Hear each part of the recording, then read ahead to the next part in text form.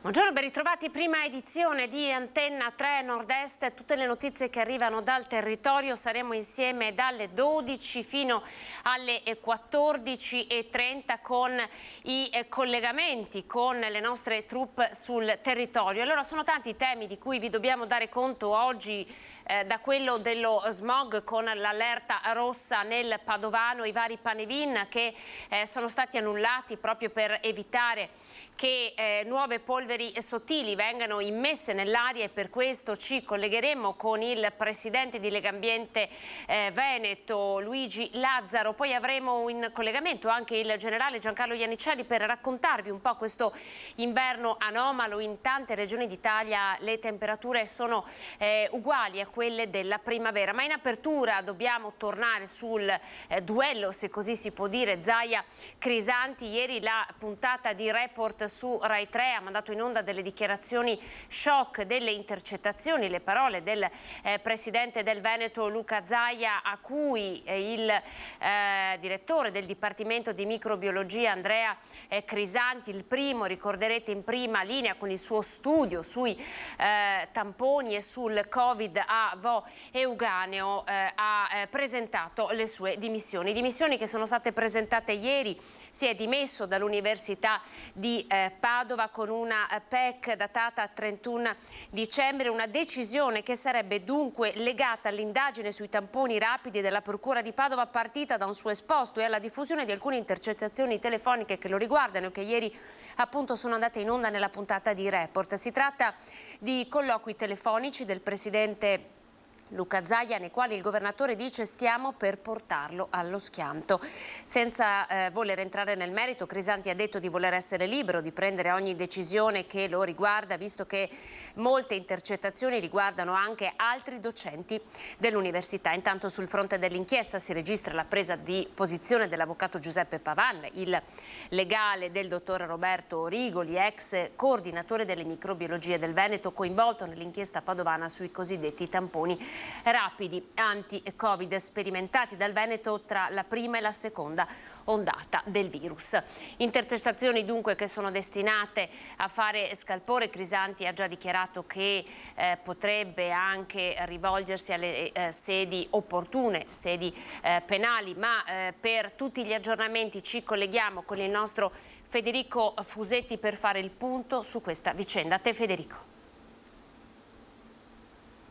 Sì, buongiorno a te, buongiorno ai telespettatori. Da un lato la regione e dall'altro il professor Andrea Crisanti. Insomma, una storia che era iniziata bene, un rapporto che funzionava all'inizio del periodo di contrasto al Covid. Poi via via questo rapporto è degenerato.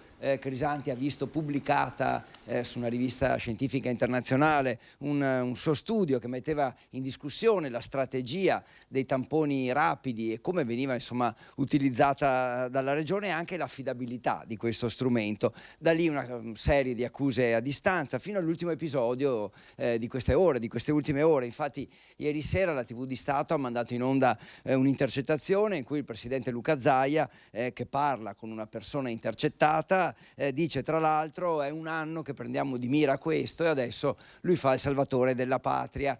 Collegato a questo ci sono le dimissioni di Andrea Crisanti dall'Università di Padova. Il professore ha appunto lasciato l'università proprio dal 1° gennaio, motivate così: voglio capire se ci sono reati contro di me anche in queste intercettazioni e quindi voglio essere libero di muovermi senza mettere in imbarazzo l'università. Infatti non c'è nessuna polemica, dice, con l'Ateneo Patavino in questa sua scelta di dimettersi, ma piuttosto con la regione, che insomma l'avrebbe messo nel mirino e attaccandolo su tutto. Quanto ai tamponi rapidi, la regione ribadisce invece di aver fatto tutto il possibile per individuare più positivi. Questa era un po' la strategia, ecco, della regione durante il Covid. Adesso è difficile prevedere le prossime mosse, che sicuramente però potrebbero avere anche dei contorni politici, con le reazioni insomma da una parte e dall'altra degli stessi protagonisti. Una prima reazione forte c'è già stata, è arrivata dal leader della Lega Matteo Salvini, che in pratica ha parlato di strumentalizzazione di queste intercettazioni intercettazioni, augurandosi che con la prossima riforma della giustizia vengano riviste e diciamo anche proprio affrontate in maniera diversa. Per il momento direi che è tutto e ti restituisco la linea. Grazie Federico. Noi abbiamo invece le dichiarazioni dell'avvocato Giuseppe Pavan, l'avvocato che segue Roberto Rigoli, finito nell'inchiesta insieme a Patrizia Simonato, direttrice di Azienda Zero.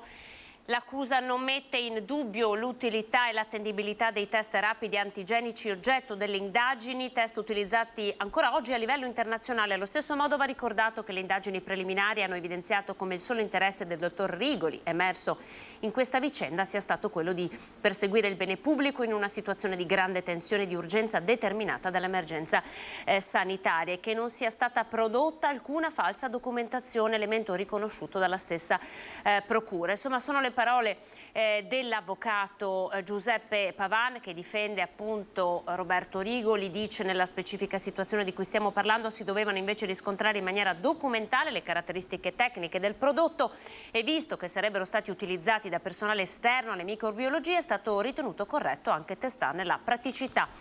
Nell'utilizzo al dottor Rigoli è stato infine riconosciuto da molte persone, anche nel corso delle indagini preliminari, di aver svolto durante la pandemia un importante ruolo di coordinamento di tutte le microbiologie del Veneto, con significativi risultati a vantaggio della tutela della salute pubblica. Queste sono le dichiarazioni dell'avvocato che appunto difende il dottor Roberto Rigoli. Insomma, una vicenda che è destinata ad allargarsi ancora di più e che ovviamente noi non mancheremo di seguire anche nel corso della giornata. Restiamo però a Padova per le novità rispetto al massacro dei coniugi di San Martino di Lupari. Ricordiamo Maria Angela Sarto, la donna trovata morta dissanguata dalla figlia minore. I funerali per lei domani alle 15 e intanto Diletta Miatello, la figlia maggiore, è in carcere accusata di omicidio volontario della madre e tentato omicidio del padre. Facciamo il punto.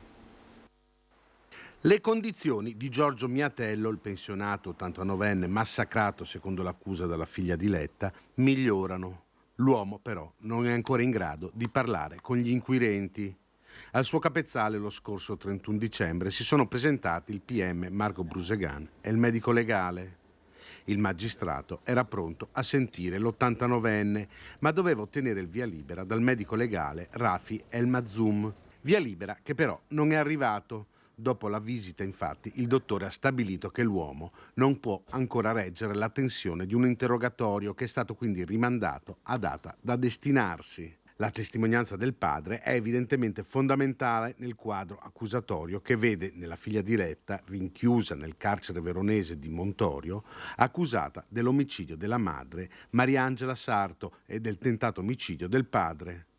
Domani, inoltre, si svolgeranno i funerali di Mariangela Sarto nel Duomo di San Martino di Lupari. In paese sono state diffuse anche le epigrafi che non riportano il nome della figlia Diletta. La tua morte, in attesa rapida, si legge, lascia un gran vuoto in tutti coloro che ti amarono, seguito poi dal ricordo del marito Giorgio, la figlia Chiara e i nipoti. Domani quindi il saluto a Maria Angela, una donna che i vicini descrivevano come sensibile e taciturna, che parlava poco ma che aveva gli occhi sofferenti per una figlia Diletta con cui i dissidi erano sempre più pressanti. A San Donà, ora nella serata di Capodanno, i carabinieri della compagnia di San Donà di Piave, nel corso di un servizio di prevenzione generale, hanno tratto in arresto un soggetto ritenuto il presunto autore di una rapina aggravata commessa poco dopo le 20 in via Aquileia. Nel giro di pochi minuti dall'immediatezza dei fatti, grazie alla chiamata al 112 da parte di un passante che ha soccorso la vittima, un giovane di 24 anni, grazie alle registrazioni delle telecamere di videosorveglianza, i carabinieri sono riusciti a raggiungere l'autore della rapina che vi riassumiamo nel prossimo servizio. Dammi i soldi, gli ha intimato un uomo in bicicletta. Dall'apparente età di 25 anni, lei pensava ad uno scherzo dei suoi amici lasciati da pochi minuti alla festa di Capodanno. Poi la sorpresa che gli ha letteralmente gelato il sangue nelle vene. Girandosi di scatto ha visto che lo sconosciuto aveva un coltello fra le mani con una lama di almeno 15 centimetri. Notte di San Silvestro da dimenticare per Martina Camani, nota assicuratrice di Sandona di Piave. Erano quasi le 3 di notte quando, uscita da un locale in città, la quarantenne stava dirigendosi da sola verso la sua automobile parcheggiata in via Aquileia nei pressi del Ponte della Vittoria, quando ha incontrato l'uomo in bicicletta che insisteva: dammi i soldi che mi servono per mia sorella in Albania. Mai avuta così tanta paura nella mia vita, ha riferito la quarantenne, che ha trovato comunque il coraggio di allontanarsi per cercare aiuto e andare verso l'auto nella speranza che il ragazzo cambiasse idea. Nulla di tutto questo. Senza paura l'uomo in bicicletta ha continuato a inseguirla, riuscendo a strappargli la borsa con i documenti e il cellulare, dileguandosi poi nel buio. La professionista, per chiedere aiuto, è dovuta tornare nel locale. Con gli amici ha chiamato i carabinieri. Una rapina con un coltello in una zona a 2 passi dal centro che nelle ore notturne può diventare pericolosa, ci dice una passante. Sì, a volte c'è gente un po' strana che si muove e si ha un po' di paura, ecco. I controlli, continua l'intervistata, dovrebbero esserci anche nelle vie meno centrali. Alla sera in verità ci sono più verso i bar dove ci sono i giovani, quindi in piazza, e non da queste parti. Le indagini sono iniziate e i carabinieri stanno visionando anche le telecamere di videosorveglianza per cercare di rintracciare il rapinatore. E c'è un altro tema che continua a farci parlare di cronache, quello dello smog. I livelli delle centraline ARPAV ci raccontano di polveri sottili in grande quantità e dai record di sforamenti, soprattutto per quanto riguarda Padova e provincia. Facciamo il punto e poi con noi il presidente di Legambiente Veneto per commentare il servizio e cercare di capire quali possibili soluzioni. È ancora allerta rossa a Padova, dove tutte le misure di limitazione al traffico resteranno in vigore anche per martedì 3 e mercoledì 4 gennaio fino a emissione di nuovo bollettino.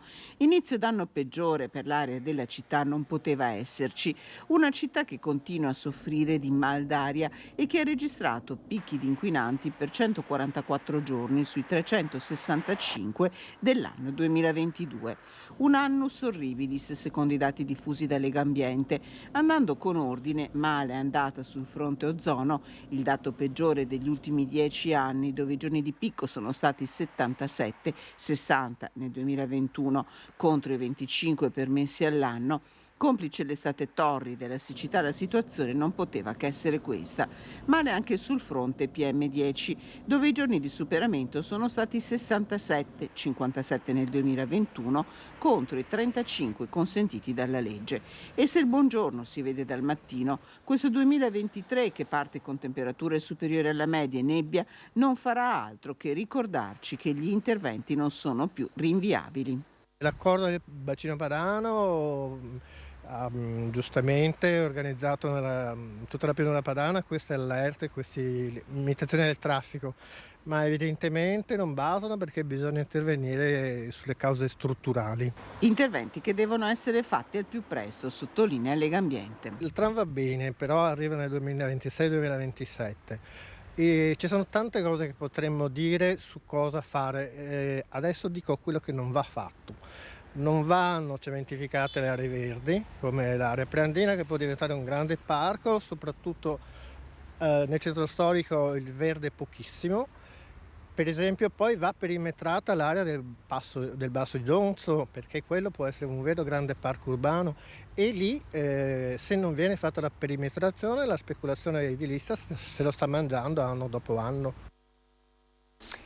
Allora, di questo adesso proviamo a parlare con i nostri due ospiti che si sono collegati e che ringrazio per questo. Luigi Lazzaro, presidente Legambiente Veneto. Luigi, buongiorno, grazie.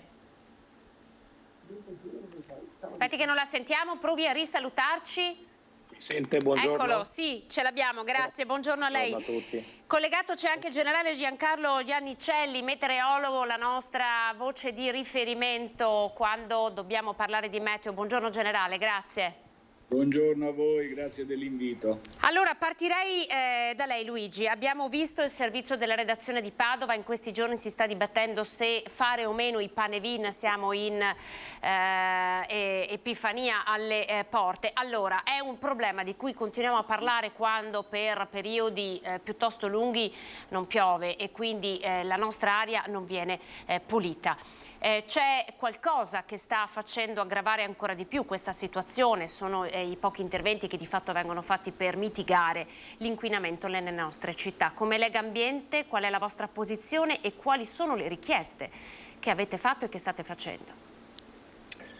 Beh, c'è da dire che esiste un miglioramento della qualità dell'aria a livello generale, lo vediamo nei dati, nei numeri, però a noi sembra che un po' la sfida non si giochi sulla risoluzione, diciamo, di un algoritmo per la qualità dell'aria, ma su scelte coraggiose da parte degli amministratori. Quindi non dobbiamo fermarci di fronte a un miglioramento sul lungo periodo che sta avvenendo grazie anche, diciamo, all'innovazione tecnologica in particolare, che ha eliminato alcuni inquinanti in maniera particolare, poi a un percorso che si sta cercando di fare ad esempio sull'elettrificazione dei mezzi, che però non risolve altri problemi che comunque causano inquinamento. Serve per questo e per questo ai comuni chiediamo, diciamo, di non fare retromarce sull'applicazione delle ordinanze, di non aggiungere ulteriori deroghe che poi, se noi andiamo a vedere, sostanzialmente attraverso solo un appesantimento burocratico si possono comunque risolvere. Penso ai roghi e ai falò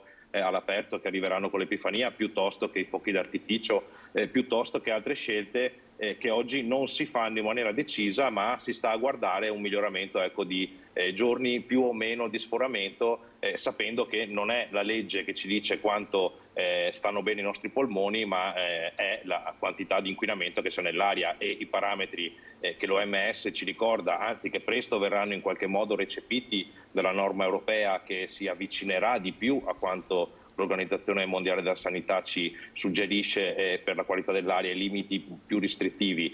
Questo è il dato che dobbiamo guardare, non quanti giorni sforiamo, ma quanto riusciamo a garantire ai cittadini una salute migliore e che migliora chiaramente anche la qualità della vita. Però Luigi, le faccio una domanda un po' provocatoria, no? I limiti ci sono e noi riusciamo soltanto a ottenere questo risultato, ovvero a dare la notizia di quanti giorni di sforamento di limiti ci sono stati. Cioè, oltre a questo si fa fatica ad andare. Perché? Ma si fa fatica ad andare perché è quello il parametro su cui spesso si cerca di, finora ha cercato di parametrarsi, di rapportarsi. È un parametro che è indicato, diciamo, dalla norma rispetto alle giorni di sforamento di 50 microgrammi, ricordo, no? di polveri di PM10, di polveri sottili nell'atmosfera in giorni, in una sommatoria di giorni che superi i 35, però ci sono altri parametri che si indagano, spesso se ne parla meno, penso ad esempio alla media annuale che la legge ci dice di mantenere sotto i 40 microgrammi, che questo accade ad esempio per quanto riguarda il Veneto, perché ci attestiamo tendenzialmente, adesso faccio una media generale per tutte le città capoluogo, su una media intorno ai 30 microgrammi. Questo significa che rispettiamo la legge e quindi per quella media non andremo in procedura di infrazione europea, e quindi molta cosa che invece abbiamo oggi sulle nostre spalle, cioè i cittadini devono essere consapevoli oggi che hanno sulle spalle una multa che dovremo pagare perché non abbiamo rispettato la nostra salute, e quindi noi cittadini, ma chi amministra per noi a tutti i livelli amministrativi, dovrà trovare soluzioni. Lo sta cercando di fare, ma lo deve fare in modo più deciso, ripeto, non cercando di fare un giorno in più, un giorno in meno di inquinamento su quei famosi 35, ma abbassando quella che è la media annuale, e per portarla sotto quello che dice oggi l'OMS, che è 20 microgrammi su metro cubo di PM10, per abbassarla ulteriormente a quella che sarà la futura indicazione dell'Unione Europea quando verrà recepito il parere dell'OMS. Ecco, dobbiamo guardare in maniera un po' più ampia la situazione della qualità dell'aria, oltre che puntuale, perché poi ricordo che il periodo è quello invernale, quello più importante, ed è il periodo in cui, se ci si muove molto in città, con le automobili si intasano le città, ne risentono molto i cittadini in prossimità delle attività urbane, quindi penso alle aree scolastiche, alle scuole,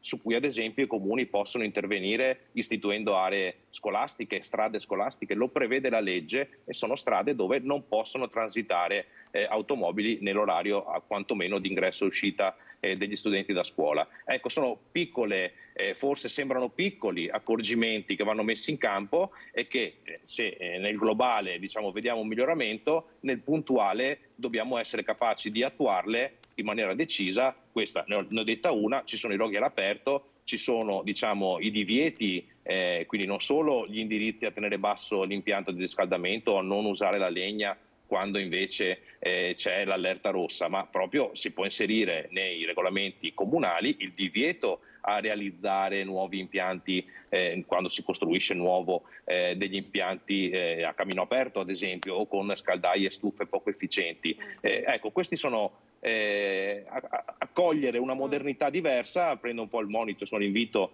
del Presidente della Repubblica nel discorso di fine anno, perché la modernità è anche saper guardare alla salute dei cittadini, cambiando quelle che sono alcune prassi, alcuni atteggiamenti che fino a qui abbiamo potuto fare e che invece non potremo più fare. Ripeto, la mobilità individuale su automobile ovviamente a trazione non elettrica, ma comunque anche l'automobile comporta anche altre emissioni di PM10 di particolato attraverso la frenata, attraverso i pneumatici, quindi è evidente che bisogna cambiare le città. Ripeto, gli elementi ci sono tutti, molti lo stanno facendo, penso a Padova che sta mettendo in campo, vedremo presto una nuova linea di tram e vedremo abbiamo visto, però Luigi, a proposito del tram, abbiamo visto in questi anni una feroce battaglia da parte dei comitati di cittadini, ad esempio contro il tram, cioè non è così semplice, no? Anche perché i ritardi rispetto alla seconda linea del tram, quando c'è già la progettazione della terza linea del tram,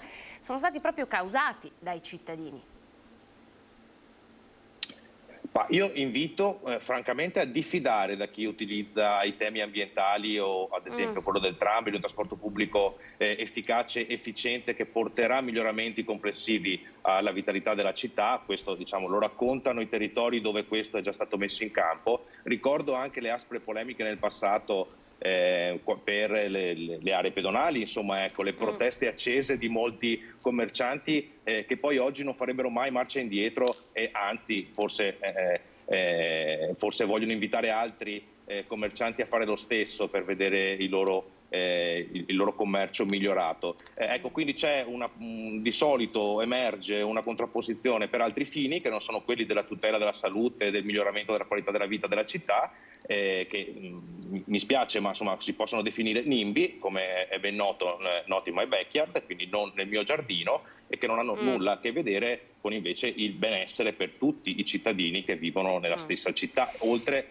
per non parlare dei cittadini che affluiscono alle grandi poli, Padova, Verona, Venezia, che hanno diritto di avere una mobilità sostenibile, di qualità e di contribuire a non inquinare portando le loro automobili nei centri urbani. Allora Lazzaro, resti collegato con noi perché ho ancora un paio di domande da farle, ma intanto vorrei andare da Giancarlo Iannicelli, perché anche il livello di inquinamento, no, e anche lo stile di vita della nostra società in qualche modo ha prodotto i cambiamenti sul clima a cui stiamo assistendo. Addirittura in questo inverno pare che per una decina di regioni in Italia sia stata come la primavera.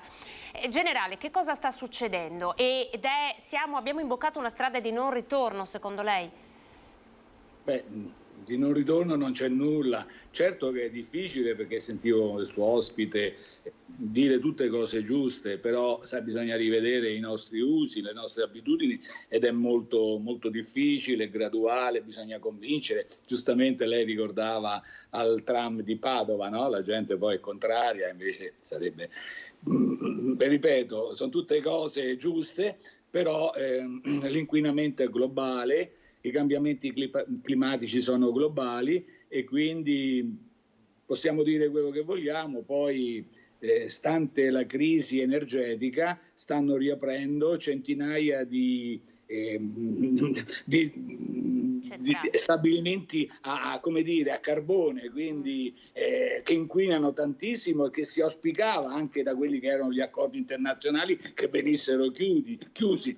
Quindi vede com'è difficile, no? È sopraggiunta la guerra e quindi ecco le centrali a carbone velocemente sono state alla Cina, in questi ultimi mesi ne ha aperte forse 120, 130, ma anche altri paesi. È dato, ripeto, che l'inquinamento va visto anche a livello globale, non esistono confini, non è che l'inquinamento trova la frontiera e si ferma.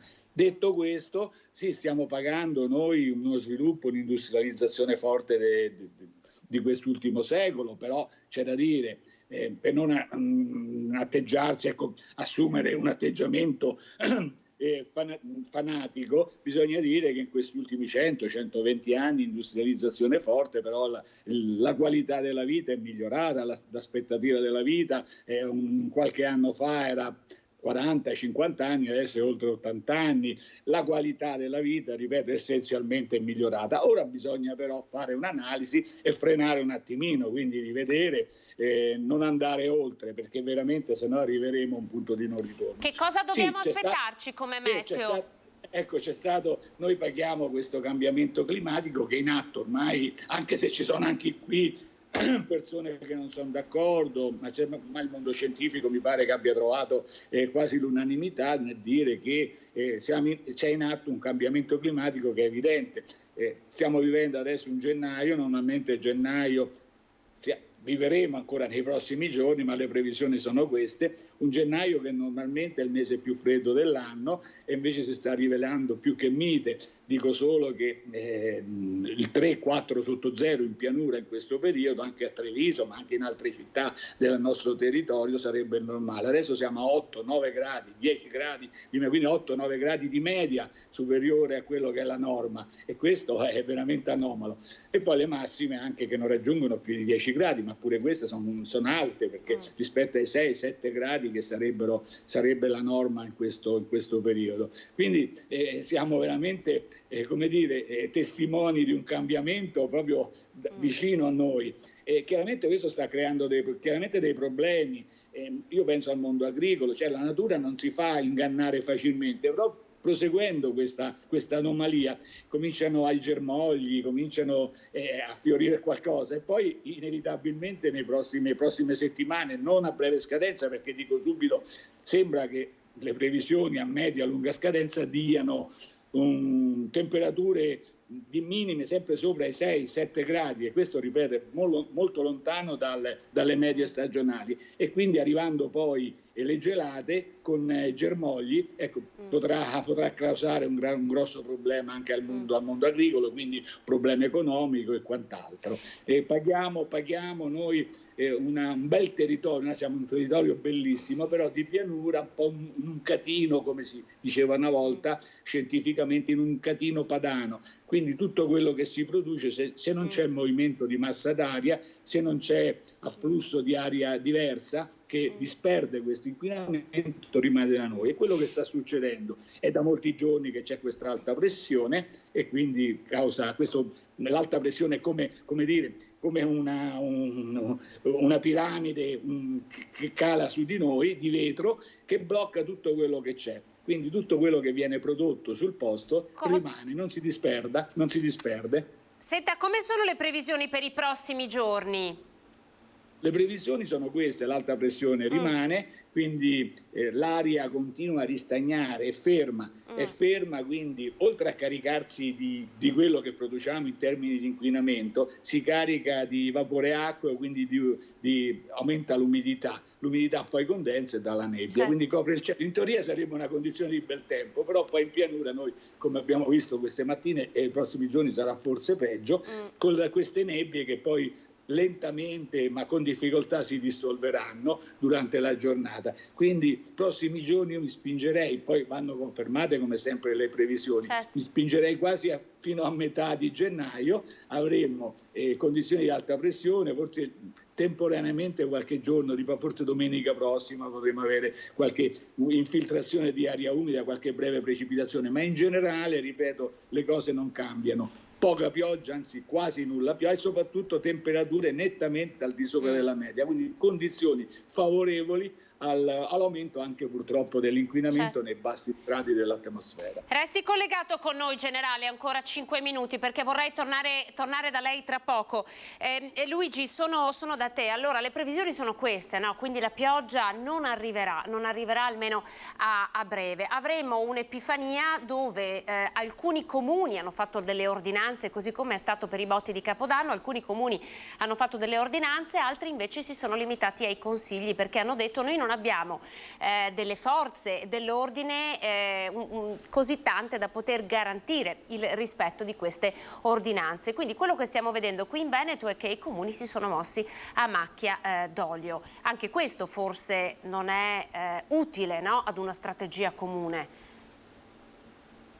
Sì, intanto mi trovo d'accordo con il generale rispetto al fatto che l'aria, come dire, si muove, non è un problema solo puntuale. Noi abbiamo una condizione regionale particolare di pianura padana, in realtà sono delle regioni del nord che concentra qui anche per la difficoltà del ricambio d'aria, però è un problema di tutti. Per questo noi ripetiamo che le iniziative devono essere multilivello, quindi una responsabilità degli amministratori a tutti i livelli, quello regionale, quello locale puntuale degli amministratori, ma ovviamente anche quello di governo centrale e nazionale, perché alcune decisioni devono essere prese con coraggio, ripeto, non solo attraverso la visione dell'algoritmo. Lo vediamo poi nelle ordinanze, lo specchio di questa, diciamo, indecisione, capacità di coordinare l'azione multilivello, lo vediamo nelle ordinanze dei sindaci e dei comuni, che alcuni assumono, diciamo, atteggiamenti coraggiosi, altri invece tendono in qualche modo, diciamo, a alzare le spalle, come spesso purtroppo si fa sulla qualità dell'aria, perché si dice siamo il punto più inquinato, uno dei punti più inquinati dell'Europa, e non possiamo farci niente. Ecco, non è così. Servono azioni a tutti i livelli, i sindaci devono essere, secondo noi, in prima linea. Più allineati. Potrebbe essere utile una strategia regionale?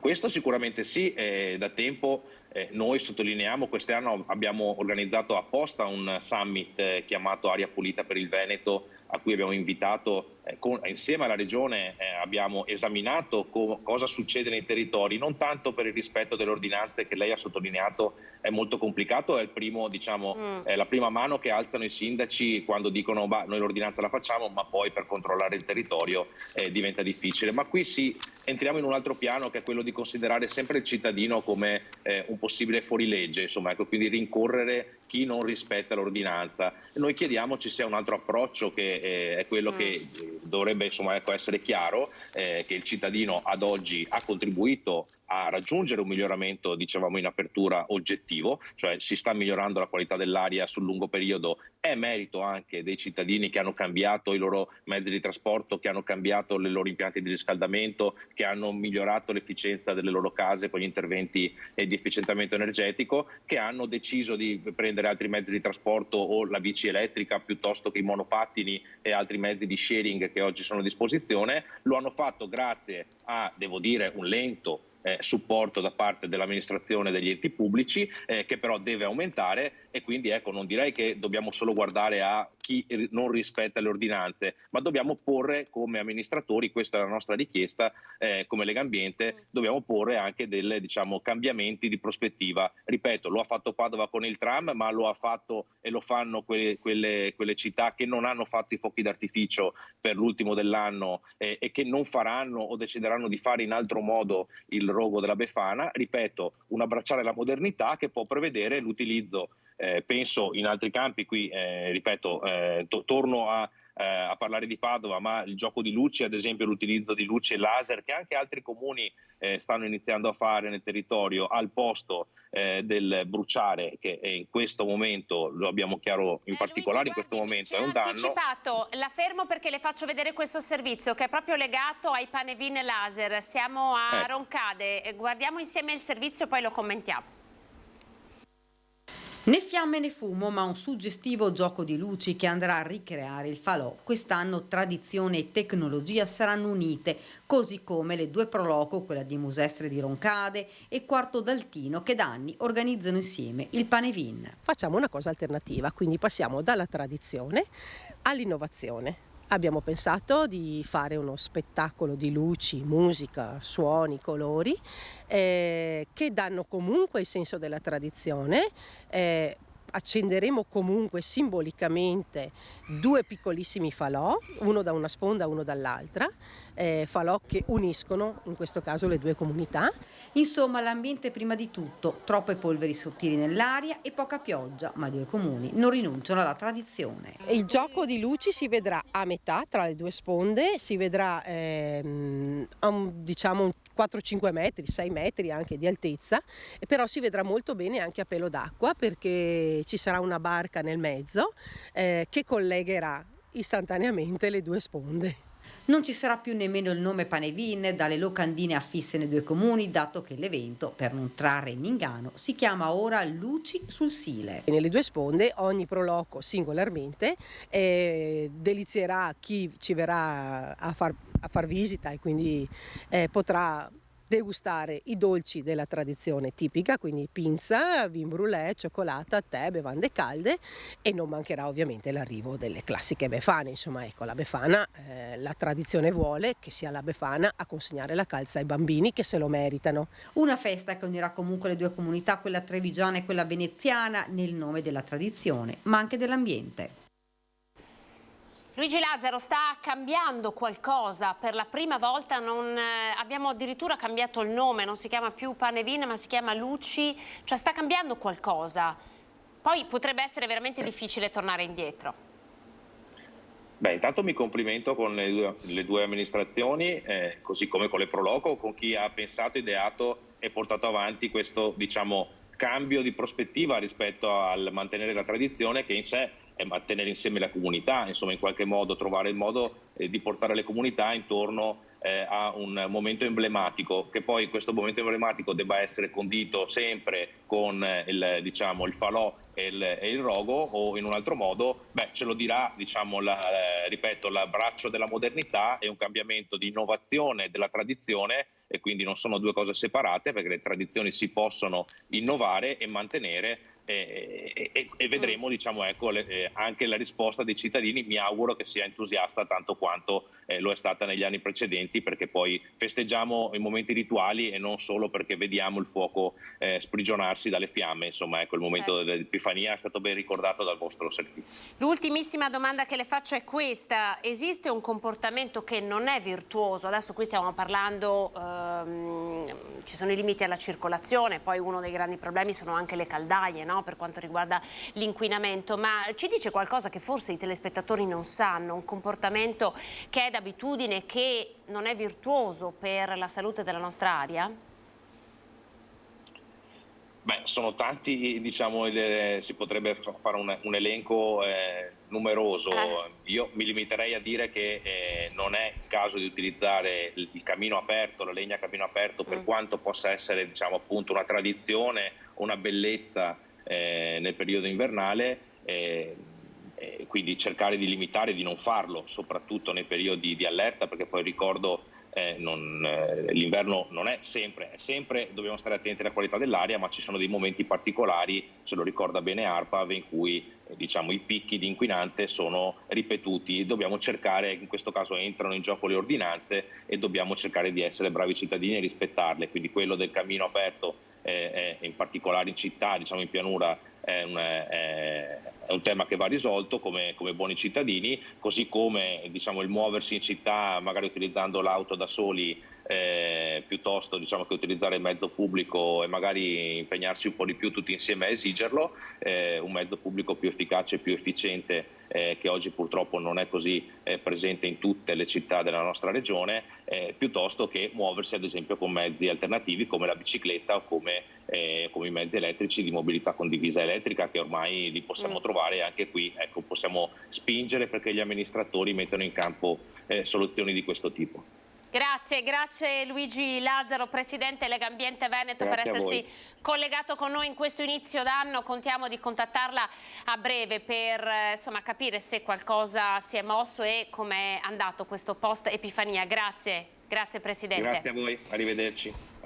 Torno da lei, Giancarlo Iannicelli, uno sguardo allora a questo meteo un po' anomalo, però anche lo scorso anno in qualche modo ci siamo ritrovati a raccontare un Natale quasi mite e per poi ritrovare i grandi freddi e la famosa neve tanto acclamata dai turisti, diciamo più verso febbraio. Sarà così anche quest'anno?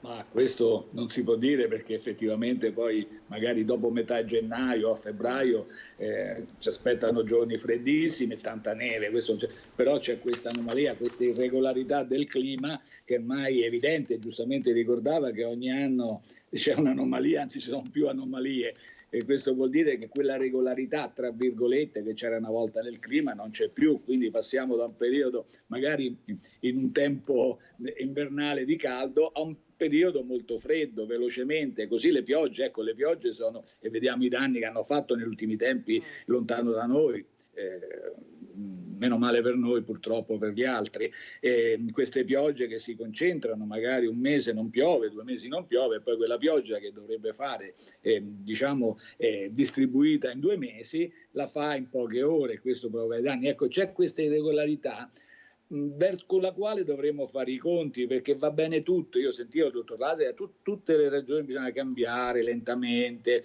far cambiare le abitudini con gradualità ai cittadini, però abbiamo delle anomalie, delle emergenze che ci sono dietro l'angolo e saranno sempre più frequenti. Quindi cosa dobbiamo fare? Ci dobbiamo attrezzare per far fronte a queste emergenze. Questo è il primo obiettivo. Poi i miglioramenti in termini di inquinamento, di un ritorno a un clima più umano, tra virgolette, e questo sarà graduale, tant'è vero che le scadenze sono a fine secolo addirittura, no? Dovremmo arrivare agli anni nel 2060-2070 con i primi risultati evidenti. Però, ripeto, io non mi stancherò mai di dire: attenzione, perché emergenze sono dietro l'angolo per tutto il territorio italiano, che è il territorio forse più bello del mondo, ma è molto fragile in molti punti. E in questo il Veneto non fa eccezione, l'abbiamo visto, anzi addirittura nel 2019 abbiamo vissuto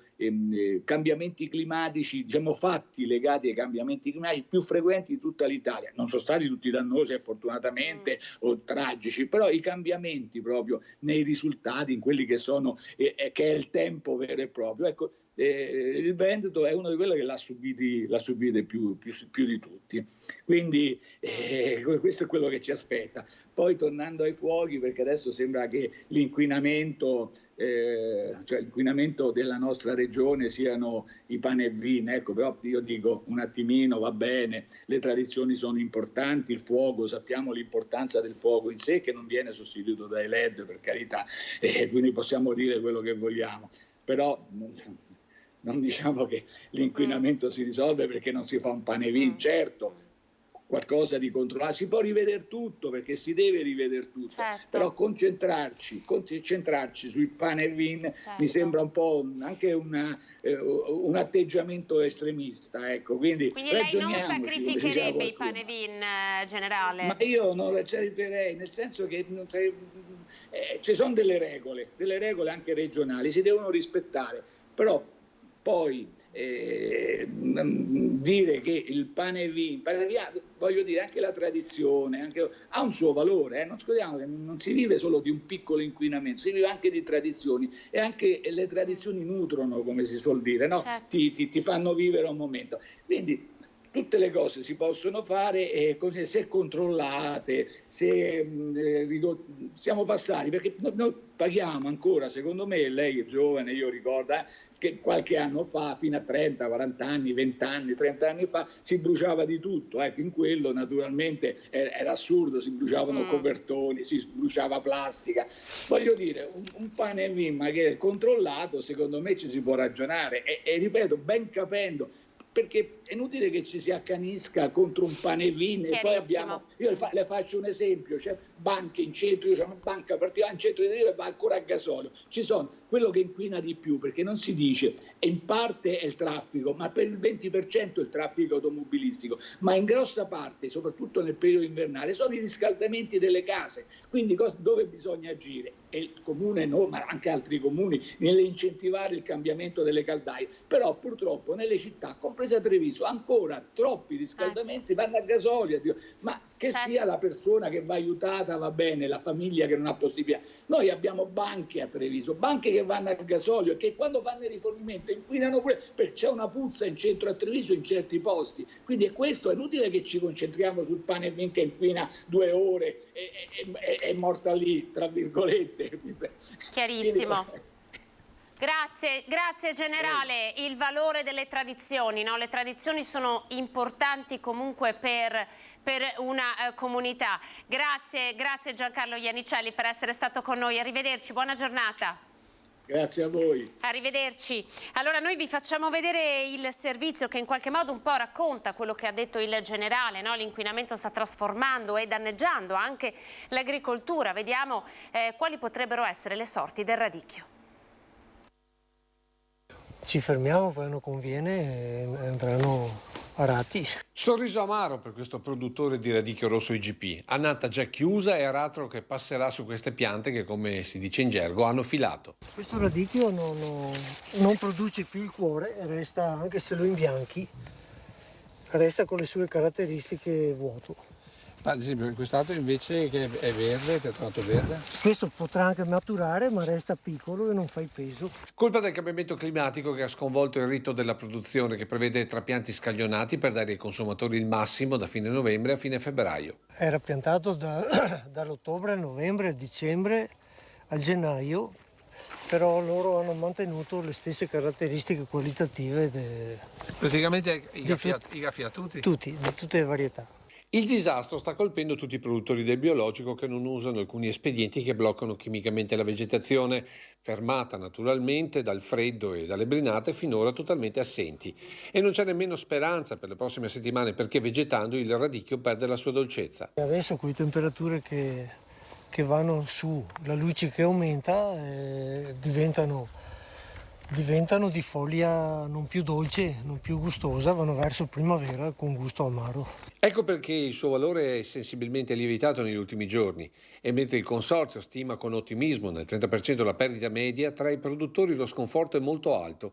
Un caso come questo dove ci si è fermati dopo aver prodotto appena 1/3 di quanto piantato, perché tra espianto, imbiancatura, pulizia e taglio e incassettamento comunque il rapporto costo-qualità non regge. E non va meglio tra i vivaisti già preoccupati per la prossima annata se continua così il cambiamento climatico. Bisogna vedere con i produttori di seme o quello che è cosa si può fare o cosa si può raggiungere. Per il momento non abbiamo ancora niente da pensare.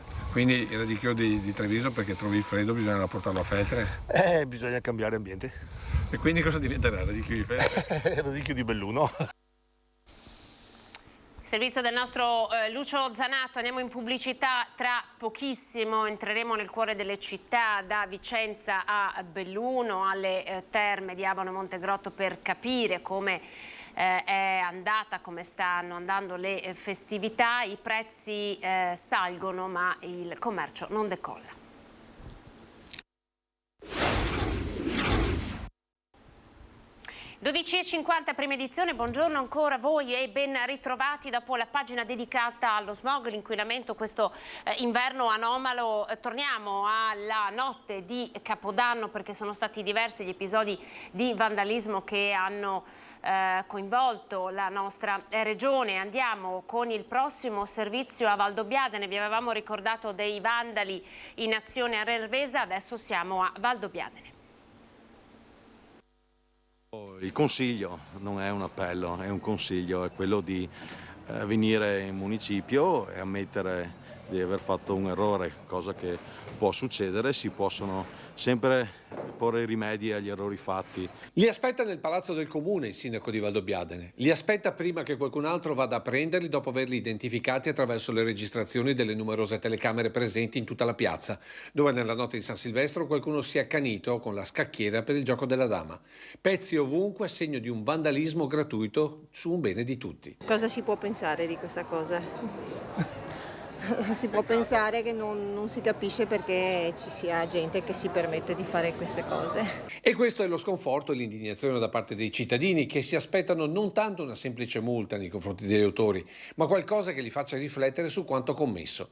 Perché non è tanto il danno da qualche centinaio di euro, ma lo sfregio alla piazza simbolo di Valdobbiadene. Ecco perché il sindaco, più che denaro, pensa ad una sanzione a tempo. Fare giorni o settimane di lavori di interesse per la collettività in cambio di sanzioni o di debiti, quindi questo può essere fatto. Perché, sottolinea il sindaco, ora più che mai dobbiamo essere consapevoli che il nostro territorio sarà sempre più motore dell'economia turistica costantemente in crescita. E rispetto agli anni scorsi ho notato e ho avuto riscontro da parte di albergatori e ristoratori di una presenza interessante nei numeri e nella provenienza e nella qualità di turisti austriaci, tedeschi, inglesi, alcuni anche americani, venuti qui per le vacanze di Natale e di Capodanno. Questo grazie non solo al Prosecco, ma per la bellezza sancita dall'UNESCO con le colline patrimonio dell'umanità. È responsabilità di tutti noi quella di essere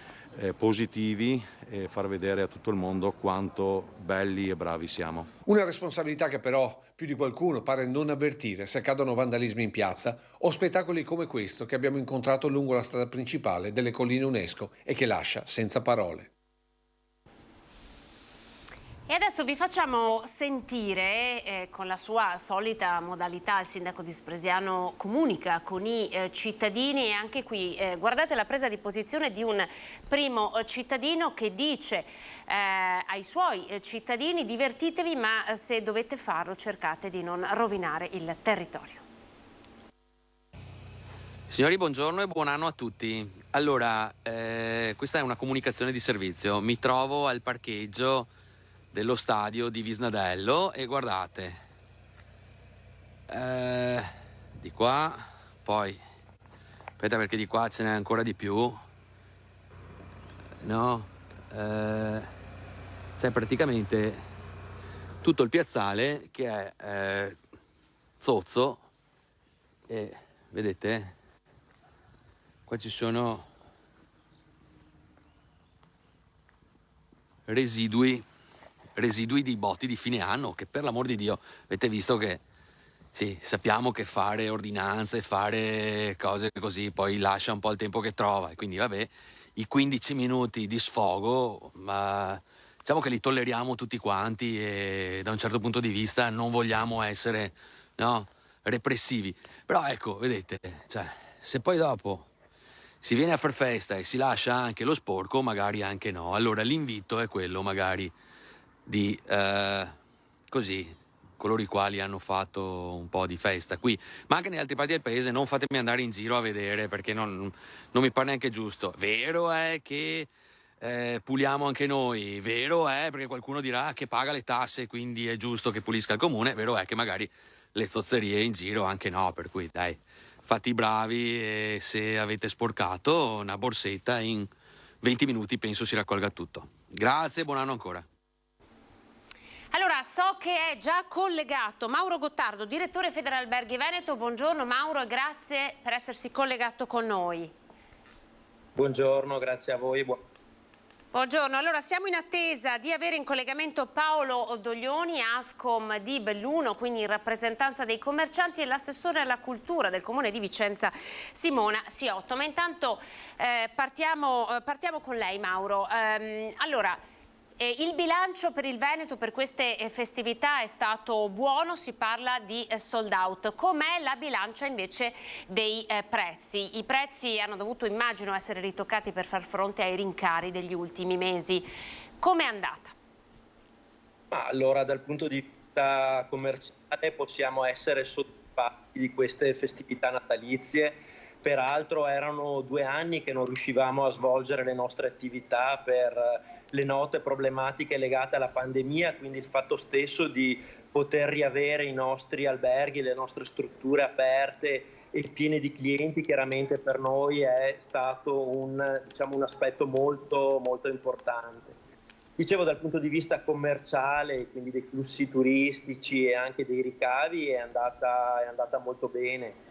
Le nostre maggiori destinazioni, quindi montagna, terme e città d'arte tradizionalmente aperte anche nei periodi di Natale e Capodanno, hanno registrato quasi tutto esaurito, ma anche destinazioni come mare e lago che tradizionalmente non erano aperte nei periodi di Natale e Capodanno. Abbiamo visto che laddove determinati imprenditori abbiano deciso di tenere aperte le strutture, si sono registrati buoni risultati dal punto di vista dell'afflusso degli ospiti.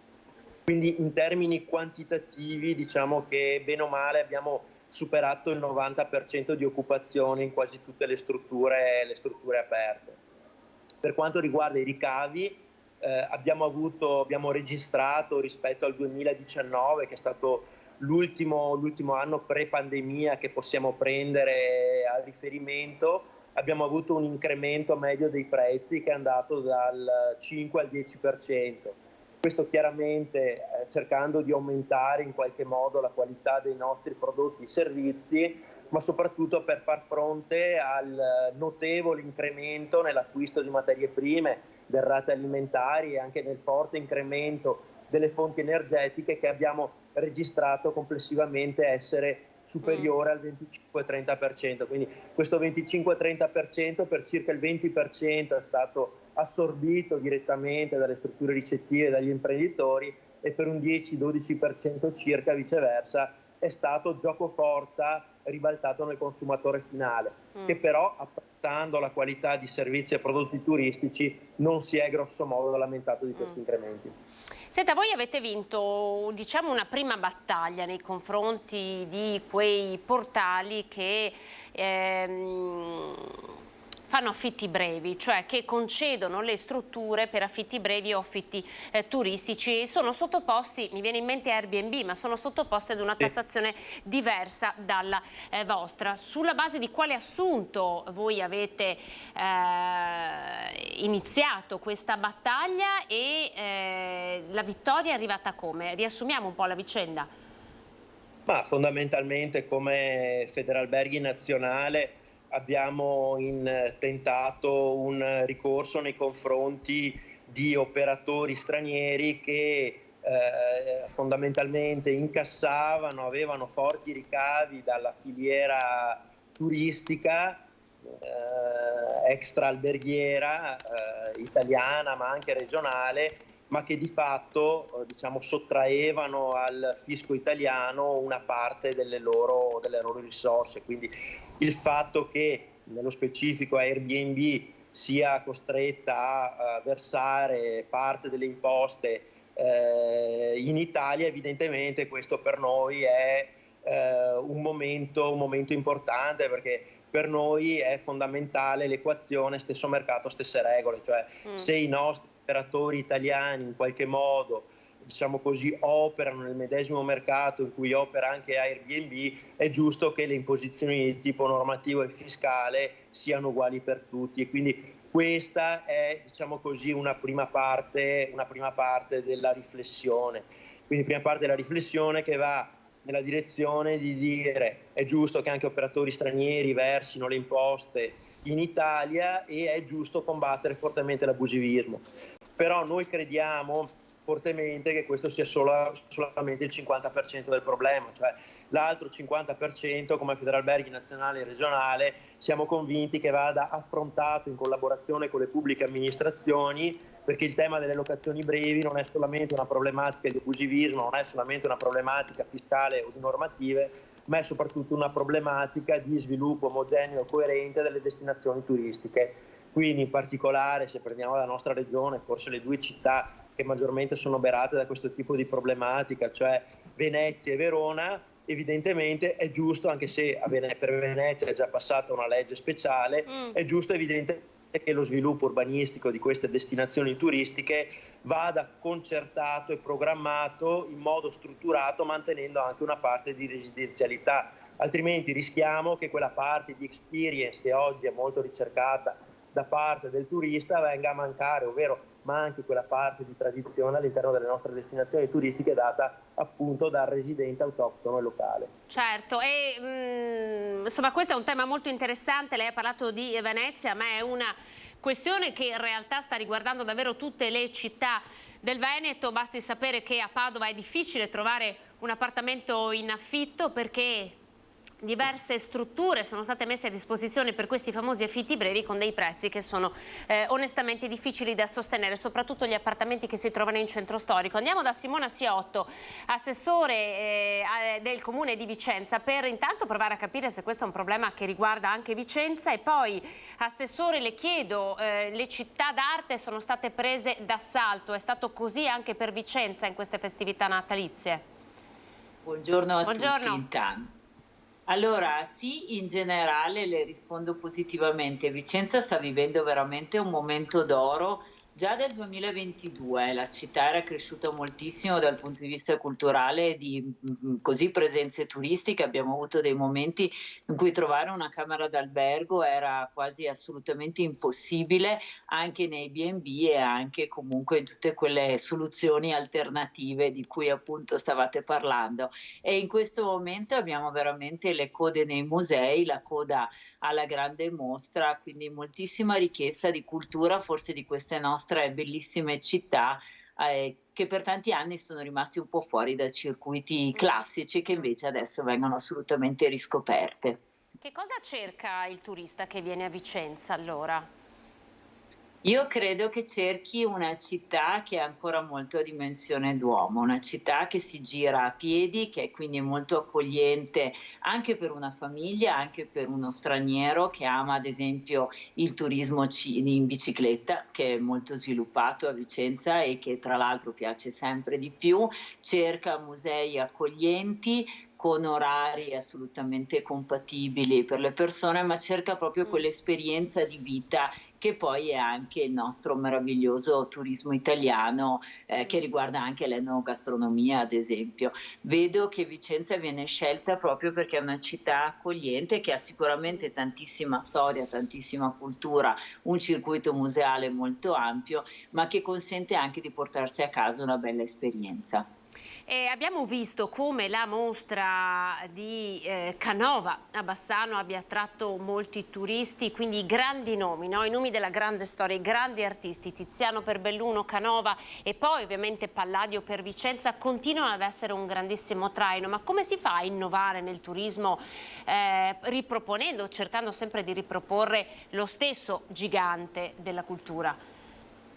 È un po' la difficoltà che dobbiamo vivere, ma le difficoltà devono diventare sfide e quindi Palladio per fortuna continua a piacere perché comunque è l'architetto più famoso al mondo. Io lo ricordo sempre, è l'unico architetto che ha dato il suo nome ad uno stile architettonico e quindi non solo Vicenza ma tutta l'Italia dovrebbe andarne fiera. Si continua a innovare rimanendo fedeli a se stessi, fedeli alla propria storia, però nello stesso tempo cercando di far parlare la lingua moderna della cultura e quindi ad esempio attraverso i messaggi multimediale, attraverso i tour guidati anche online, attraverso il canale YouTube, cioè parlando i nuovi linguaggi di oggi, però Palladio resta sempre Palladio, ancorato al Rinascimento, che forse è in sé un linguaggio che oggi dovrebbe ancora parlarci, perché fu l'epoca in cui l'essere umano e i valori dell'umanità vennero messi al centro di tutta l'azione amministrativa, politica, imprenditoriale, facendo capire qual era l'equilibrio. Allora voglio andare un attimo da Paolo Doglioni, vedo che si è collegato, presidente Confcommercio Belluno. Buongiorno Paolo, e chiedo invece agli altri ospiti di restare collegati perché così riusciamo veramente a fare una bella chiacchierata a tre. Buongiorno Paolo. Buongiorno a tutti. Allora senta, abbiamo visto che insomma quasi sold out nelle strutture alberghiere, le città d'arte prese d'assalto, ma con il commercio come va? Cioè le persone ci sono ma poi comprano? Ma diciamo che se c'è gente, l'acquisto c'è. È evidente, quindi abbiamo avuto, noi rappresentiamo sia il turismo che il commercio e i servizi tutti quanti stanno andando benone. È una situazione di un ritorno precedente al Covid e tra l'altro forse con delle punte maggiori ancora. La obbligatorietà di una stanzialità fa sì che la gente esca. Ma io ritengo che va benone tutto. Abbiamo le città d'arte, il Veneto è un unicum nel mondo. Le città d'arte, le montagne più belle, le zone, la Marca gioiosa, Verona con l'Arena, Venezia che non ne parliamo, cioè tutto fa turismo e possibilità di consumo. Ma cosa succederà fra un poco? Perché dobbiamo anche essere euforici per quello che è stato, bene è così, ma teniamo presente che la pandemia non è finita, le materie prime costano, i rincari dell'energia, voi vedete che sono forti, c'è una speculazione in atto, non so come, non so chi, però c'è un'inflazione al 12%. Ci sono gli italiani che sono più poveri. Abbiamo avuto anche tanti stranieri, sicuramente anche nelle città d'arte, bene, speriamo che tornino, ma noi viviamo anche di un turismo interno e credo ci sia una difficoltà per il futuro di poter pensare a una crescita quando non ci sono i soldi reali da poter spendere. C'è una situazione quindi da monitorare con molta attenzione. Da noi poi adesso manca la neve ce n'è poca. Gennaio per 10 giorni, 15, non è mai stato il periodo della neve, ma per febbraio è importante che la neve ci sia. Quindi tutto questo panel di euforia che c'è va monitorato, sperando, veramente sperando, che tutto possa andare secondo le nostre aspettative, che sono di una crescita in un territorio come quello veneto, come dicevo prima, che ha tutto. Abbiamo i siti UNESCO da tutte le parti, abbiamo una terra che si presta a fare turismo, è una terra di turismo e quindi dobbiamo lavorare su questo. Ma anche qui continuo a dire che ci deve essere formazione, sia nel commercio sia nel turismo. È indispensabile che ci sia gente che approccia al mercato con una capacità moderna. Non possiamo più pensare di fare quello che abbiamo fatto fino a poco tempo fa. Dobbiamo cercare l'eccellenza. Tutto quello che avverrà poi in provincia di Belluno da qui ai prossimi 2 anni, prima delle Olimpiadi, sarà tutta una preparazione che ci deve vedere pronti, preparati e soprattutto con delle offerte che il mondo si aspetta da noi. Non possiamo essere mediocri e quindi tutto il Veneto, la provincia di Belluno in maniera particolare per queste, deve essere il massimo dell'offerta, sia nel commercio sia nel turismo. Senta, lei ha parlato anche di commercio interno, tra poco le faremo vedere un servizio sui dati dello spopolamento di una città come Venezia, anche le terre alte stanno soffrendo da questo punto di vista. Certo, ci sono 2 però fenomeni.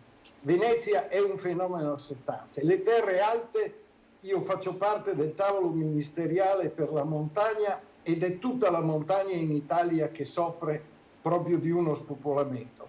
E anche qui un grido forte. Noi dobbiamo andare verso i nuovi italiani, i nuovi veneti. Se non facciamo più figli, io l'ho già detto altre volte, mio nonno aveva 10 nipoti, mio papà 4, io ne ho 1. E questo la dice lunga sulla denatalità. Dobbiamo far arrivare dei nuovi italiani, dei nuovi veneti. Però il flusso deve essere mirato. Non possiamo accogliere tutti. Ben vengano quelli che sono scolarizzati, quelli che possono diventare italiani in breve tempo. La prima generazione farà fatica, ma la seconda riuscirà a parlare il dialetto tanto come lo parliamo noi. E i terzi sono veneti a tutto tondo. Quindi noi dobbiamo andare verso una implementazione della gente che abita tutto il Veneto, tutta l'Italia. Per le zone alte hanno bisogno di servizi. Sì. Ecco che i negozi sono indispensabili nelle zone alte, perché senza negozi, senza dei punti di riferimento, non vive quel paese. Ma c'è un aiuto concreto di questi a questi commercianti da parte della politica? Noi stiamo sollecitando quello che hanno fatto in provincia di Trento, per esempio, dove stanno dando dei finanziamenti a quei negozi con caratteristiche particolari che rimangono sul territorio malgrado non ci sia una valenza economica. Anche perché, ormai lo ripeto all'esasperazione, nelle zone alte non è più un discorso economico, è un discorso sociale e dobbiamo quindi aiutare quelli che rimangono in attività, dando, come ha fatto il Trentino, ci sono una scala di cose che va ad abbattere certi costi, a dare delle agevolazioni. Loro l'hanno fatto, noi lo stiamo portando avanti anche a livello nazionale, cercando di fare un qualche cosa che possa essere propedeutico a una crescita addirittura dei territori delle zone alte. Perché guardate che avendo viabilità, che non abbiamo, speriamo con le Olimpiadi, avendo servizi, vivere in queste zone vuol dire vivere bene. Le periferie di certe megalopoli sicuramente non sono adatte per poter far vivere dei giovani. E poi dobbiamo far venire i giovani, perché un altro problema delle zone alte è l'invecchiamento, un invecchiamento che è fra i più alti d'Italia. Quindi gente vecchia, senza giovani, senza viabilità, siamo segnati. Dobbiamo fare un qualche cosa perché i negozi rimangano, perché non siano solo seconde case, perché le seconde case, quando va bene, vengono abitate 1 o 2 mesi all'anno, troppo poco. Dobbiamo... Paolo, ci attenda un attimo, perché come promesso voglio farvi vedere il servizio con i dati dello spopolamento proprio di Venezia, che in qualche modo fa un parallelo con quello che lei ci sta raccontando, anche se ovviamente la situazione è molto differente. Quindi guardiamo il servizio e poi torniamo con la nostra tavola rotonda. Il Comune di Venezia, tutto il Comune di Venezia, non solo la Laguna, ha meno abitanti oggi che negli anni 30, in un'epoca in cui in tutta Italia vivevano appena 40 milioni di persone. Gli ultimi dati sullo spopolamento del Comune di Venezia, resi noti con la consueta costanza dal sito venezia.com, segnano infatti nel 2022 la perdita di altri 1.700 residenti, che fanno scendere la popolazione ad un livello persino più basso di quello registrato nel censimento del 1936. Allora c'erano quasi 255.000 abitanti, in crescita. Oggi ce ne sono poco più di 253.000, in calo da decenni. Il dato è storico perché il cosiddetto Grande Comune di Venezia è nato nel 1926 con l'accorpamento alla laguna di Mestre, Favaro, Chirignago e Zelarino. Ciò significa che l'intero Comune di Venezia avrà un secolo dopo la sua fondazione meno abitanti di quelli che aveva in partenza con la somma dei vari comuni che si fusero per comporlo. Al di là di Venezia città, che nel 2022 ha perso un altro 1,4% di residenti, e del picco di Burano, che ne ha perso più del 2%, a colpire è che in un quadro in cui tutti gli altri capoluoghi di provincia del Veneto aumentano di popolazione, tranne Mestre Centro e Zelarino, che chiudono l'anno in pareggio, si continuino a perdere abitanti anche a Favaro, meno 1%, Carpenedo, Chirignago e Marghera. Nel 1971 Venezia contava più di 360.000 abitanti. In qualche decennio ne ha persi circa 110.000. In pratica è scomparsa una città delle dimensioni di Vicenza. Allora, Doglioni, sono ancora da lei. Voglio farle vedere l'articolo che è apparso sul Gazzettino. Questa è la stampa di oggi. La grande fuga da Borgo Valbelluna, solo in Sud Italia la situazione è peggiore. Poi sotto c'è anche il caso di Borca di Cadore, alberghi, discoteche, bar, negozi, tutto chiuso, in vendita, anche le ville. Ha letto questo articolo? Certo, l'ho letto e mi preoccupa. Mi preoccupa in maniera particolare il Borgo Valbelluna, perché Borca è vicina a Cortina, vedrà che Borca in qualche maniera quello si risolleva, ma il Borgo Valbelluna è nella area della vallata bellunese, dove io ritengo ci sono le industrie, perché l'industria è fondamentale insieme al commercio, insieme al turismo, con l'agricoltura di montagna che è eroica anche quella, anche quella serve, un artigianato che va dietro a tutto il resto. Perciò quella è la figura. Noi siamo in denatalità e con una crescita di età media altissima. Quindi dobbiamo trovare delle soluzioni in tempi rapidi, ce lo stiamo dicendo da troppo tempo.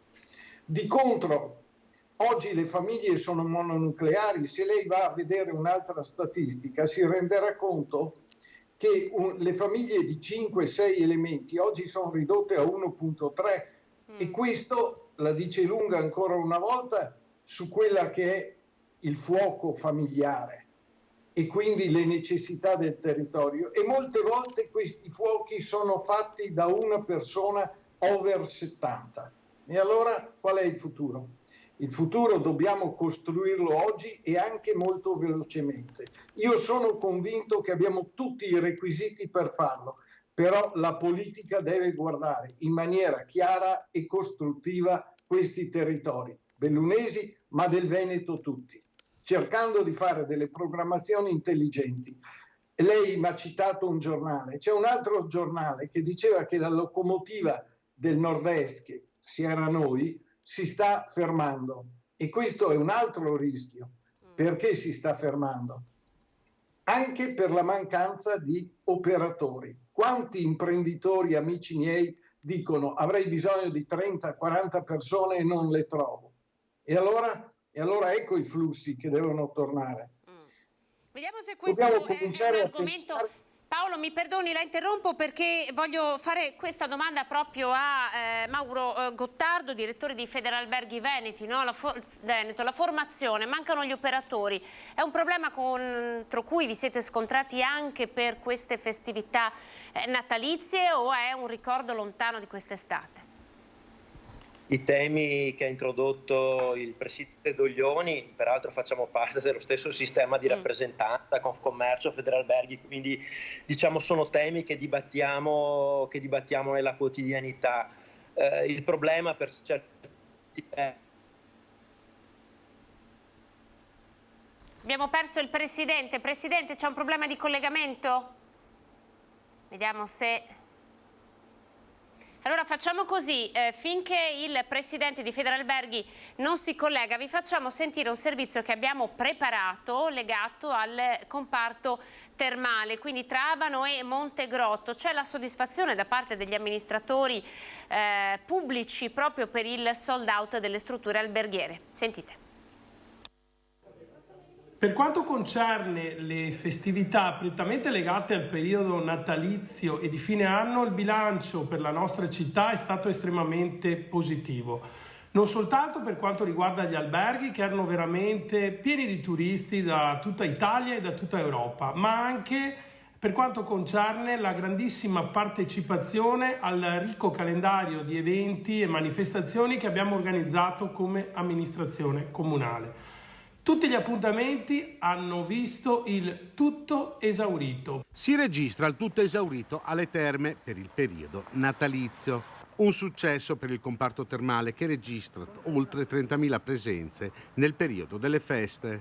Soddisfazione da parte degli amministratori locali che vedono ripartire il comparto turistico, motore dell'economia di Abano e Montegrotto. Molte le iniziative e gli eventi messi in campo dai comuni per attirare turisti.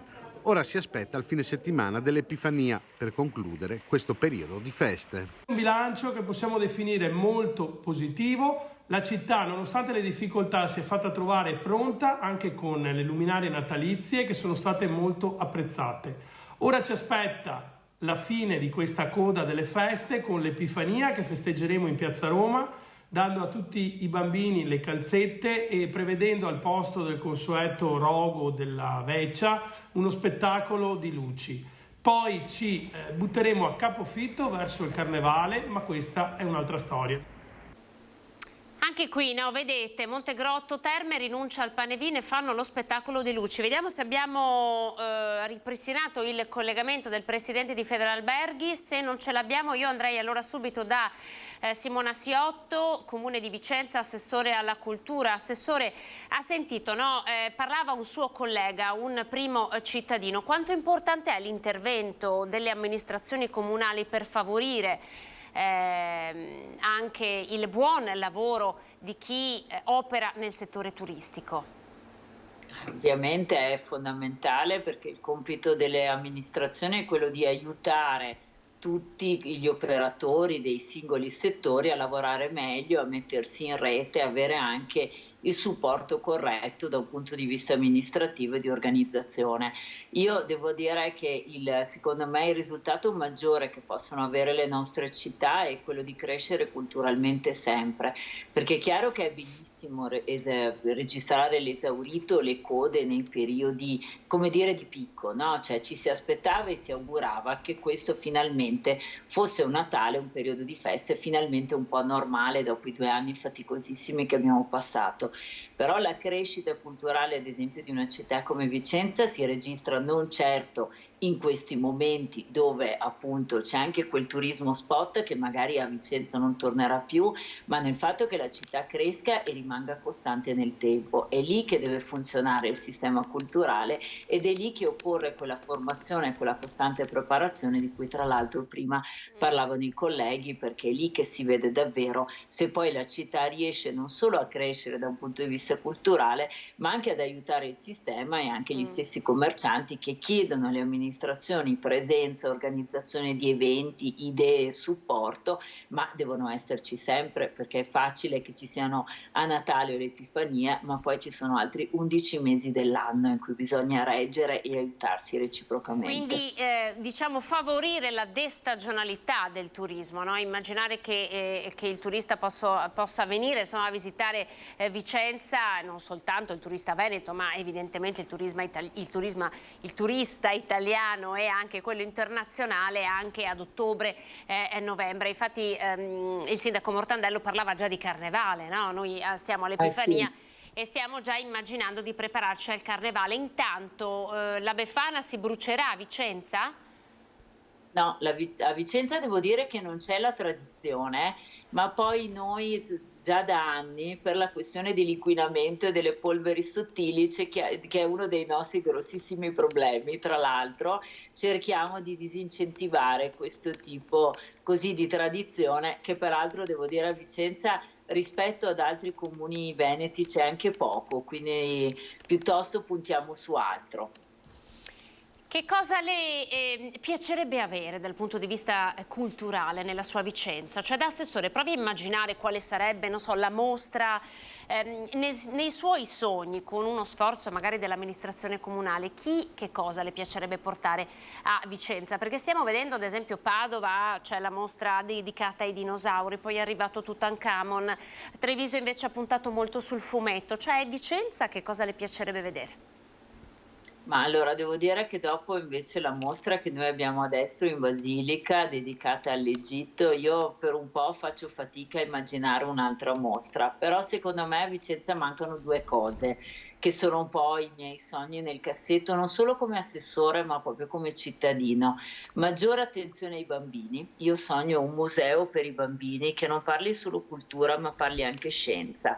Un museo dove ci siano laboratori, esperienze e che sia tutto a dimensione di bambino, dall'infante fino almeno ai 18 anni, e che sia luogo di aggregazione ma di conoscenza, perché l'Italia continua ad avere un problema sui bambini e in generale i nostri figli.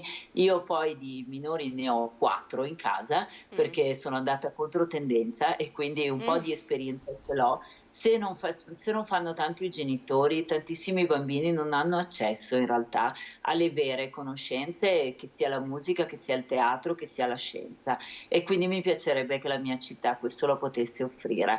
E poi uno spazio dedicato all'arte contemporanea, questa manca da sempre, fa parte delle grandi polemiche del circuito culturale vicentino, uno spazio anche qui che non sia un museo fine a sé stante, ma che sia soprattutto laboratorio di esperienza, soprattutto per chi è un operatore del settore culturale. Con questo direi che la mia città avrebbe davvero il massimo da poter offrire, perché già adesso l'offerta è molto molto ampia. Grazie Assessore, piacerebbe anche a noi vedere il Museo di Arte Contemporanea. Insomma, abbiamo visto che a Trento e a Rovereto fa davvero tanti accessi ogni anno, è davvero molto richiesta in questo momento l'arte contemporanea, e poi giustamente, come dice lei, uno spazio per i bambini, perché la cultura deve essere anche una cosa di famiglia, no? E quindi poter accedere alla cultura davvero tutti assieme. Grazie per essere stata con noi, Simona Siotto, Assessore alla Cultura di Vicenza. Grazie arrivederci. Arrivederci. E abbiamo recuperato invece il Presidente di Federalberghi Veneto, collegamento ripristinato. Eccoci, Presidente, parlavamo di formazione, no? Di operatori formati e volevamo un po' capire come siete messi, se la ricerca di professionalità è un ricordo lontano dall'estate oppure no. No, è assolutamente un problema ancora concreto. La tematica della ricerca di personale si è cronicizzata e non è una problematica solamente quantitativa ma anche qualitativa. C'è stato un riposizionamento delle aziende del turismo, degli alberghi nel post-Covid, dove, come diceva anche giustamente il Presidente Doglioni, bisogna puntare alla qualità, bisogna puntare all'eccellenza, e quindi anche la professionalizzazione delle nostre risorse umane è fondamentalmente un percorso non più derogabile. Purtroppo in questo momento scontiamo tantissimo la necessità di non riuscire a trovare personale, di non riuscire a trovare personale formato.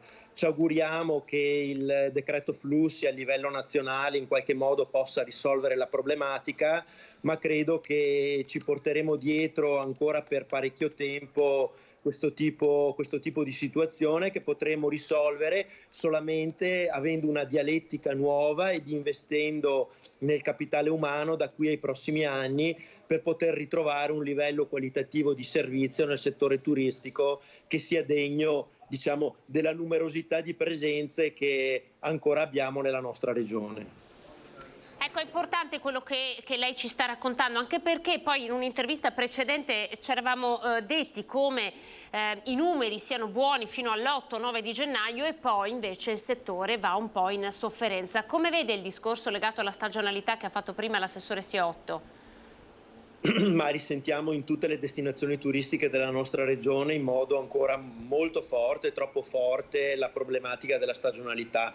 Problematica che dovrà trovare sicuramente una soluzione nel nuovo contratto di lavoro sul quale stiamo ragionando anche con le organizzazioni sindacali, perché credo che vada anche ridefinita la normativa che disciplina la stagionalità nelle aziende turistiche. Ad oggi viene presa a riferimento ancora un decreto del Presidente della Repubblica, il 1525 del 1963, quindi capirà che un dispositivo vecchio di 60 anni non è più idoneo a disciplinare i flussi turistici e le logiche turistiche di, diciamo, un settore che negli ultimi anni è completamente cambiato.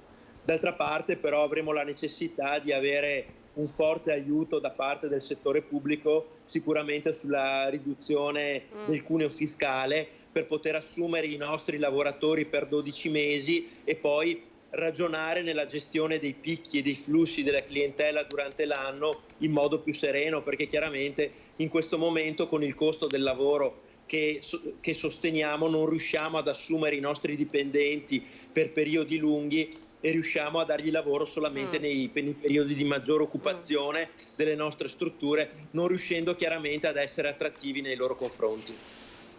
Grazie Marco Gottardo, tra l'altro devo averla anche chiamata Mauro, quindi mi scuso perché non importa. Marco Gottardo, mi perdoni, Presidente di Federalberghi Veneto, grazie per essere stato con noi. Buona continuazione. In ultima voglio salutare anche Paolo Doglioni, Ascom Belluno. Paolo, per concludere, ha sentito, trovano conferme, no, tutti i suoi ragionamenti dal collega Gottardo all'amministratore Siotto. È importante che anche le amministrazioni si facciano carico di interventi a favore del commercio, non solo la politica, diciamo, nazionale. Commercio, turismo e servizi. Gottardo ha detto bene prima. Noi oggi abbiamo bisogno anche di un'altra cosa, un azzeramento degli oneri di sistema, una proroga del mercato tutelato per il 2023 e interventi sul caro carburante. Altrimenti come dicevo all'inizio, ma non per farla Cassandra, tutti questi coriandoli che buttiamo intorno per la felicità che è andata bene queste feste natalizie, le pagheremo in primavera, quando non ci sono più i soldi e quando tutti quanti dovranno far fronte a dei costi che non avevano previsto. E quindi è tutto il sistema che si ingrippa. Dobbiamo in qualche maniera risolverlo, perché la professionalità, noi la formazione la facciamo, Confcommercio ha gli studi proprio per la formazione ed è indispensabile che venga formata tutto il personale, dal commercio al turismo ai servizi, ma stiamo attenti che dobbiamo anche avere i soldi per poter andare avanti. E le attività sono andate bene, ma quando faranno la partita doppia rimane giù quel numero a destra molto basso, perché avranno dovuto subire dei costi per tenere aperto che non erano preventivati. Quindi fiducia, ma cerchiamo anche di risolvere quelli che sono i nodi che potrebbero ingrippare la macchina economica di tutto il sistema. Grazie Paolo, grazie Paolo Doglioni, Ascom Confcommercio Belluno, per essere stato con noi, grazie davvero, arrivederci.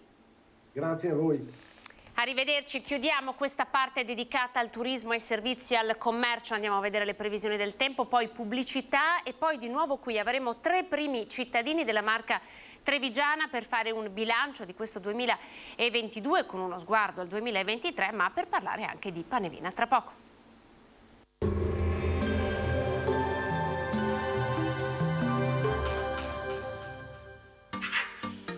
Tremonti, attrezzature e materiale per saldatura professionale a Montebelluna.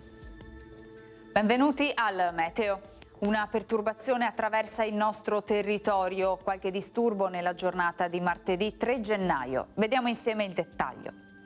Sul Veneto cielo decisamente grigio e coperto sin dal mattino, col passare delle ore piogge via via più diffuse un po' ovunque sulla nostra regione. Temperature invariate, minime tra 2 e 6 gradi, massime invece tra i 9 e gli 11 gradi all'incirca. Spostiamoci ora sul Friuli Venezia Giulia. Anche qui il cielo sarà nuvoloso con locali foschie e possibili nebbie, ma anche con deboli precipitazioni nel pomeriggio. Temperature minime tra 6 e 9 gradi, massime sui 9-12 gradi. Infine diamo uno sguardo alla situazione del Trentino Alto Adige. Poche novità, precipitazioni piuttosto frequenti, nevose oltre i 1300-1500 metri di quota. Temperature minime intorno a 1-3 gradi, massime sui 5-9 gradi all'incirca. Dal meteo per ora è tutto, vi auguro un buon proseguimento in nostra compagnia.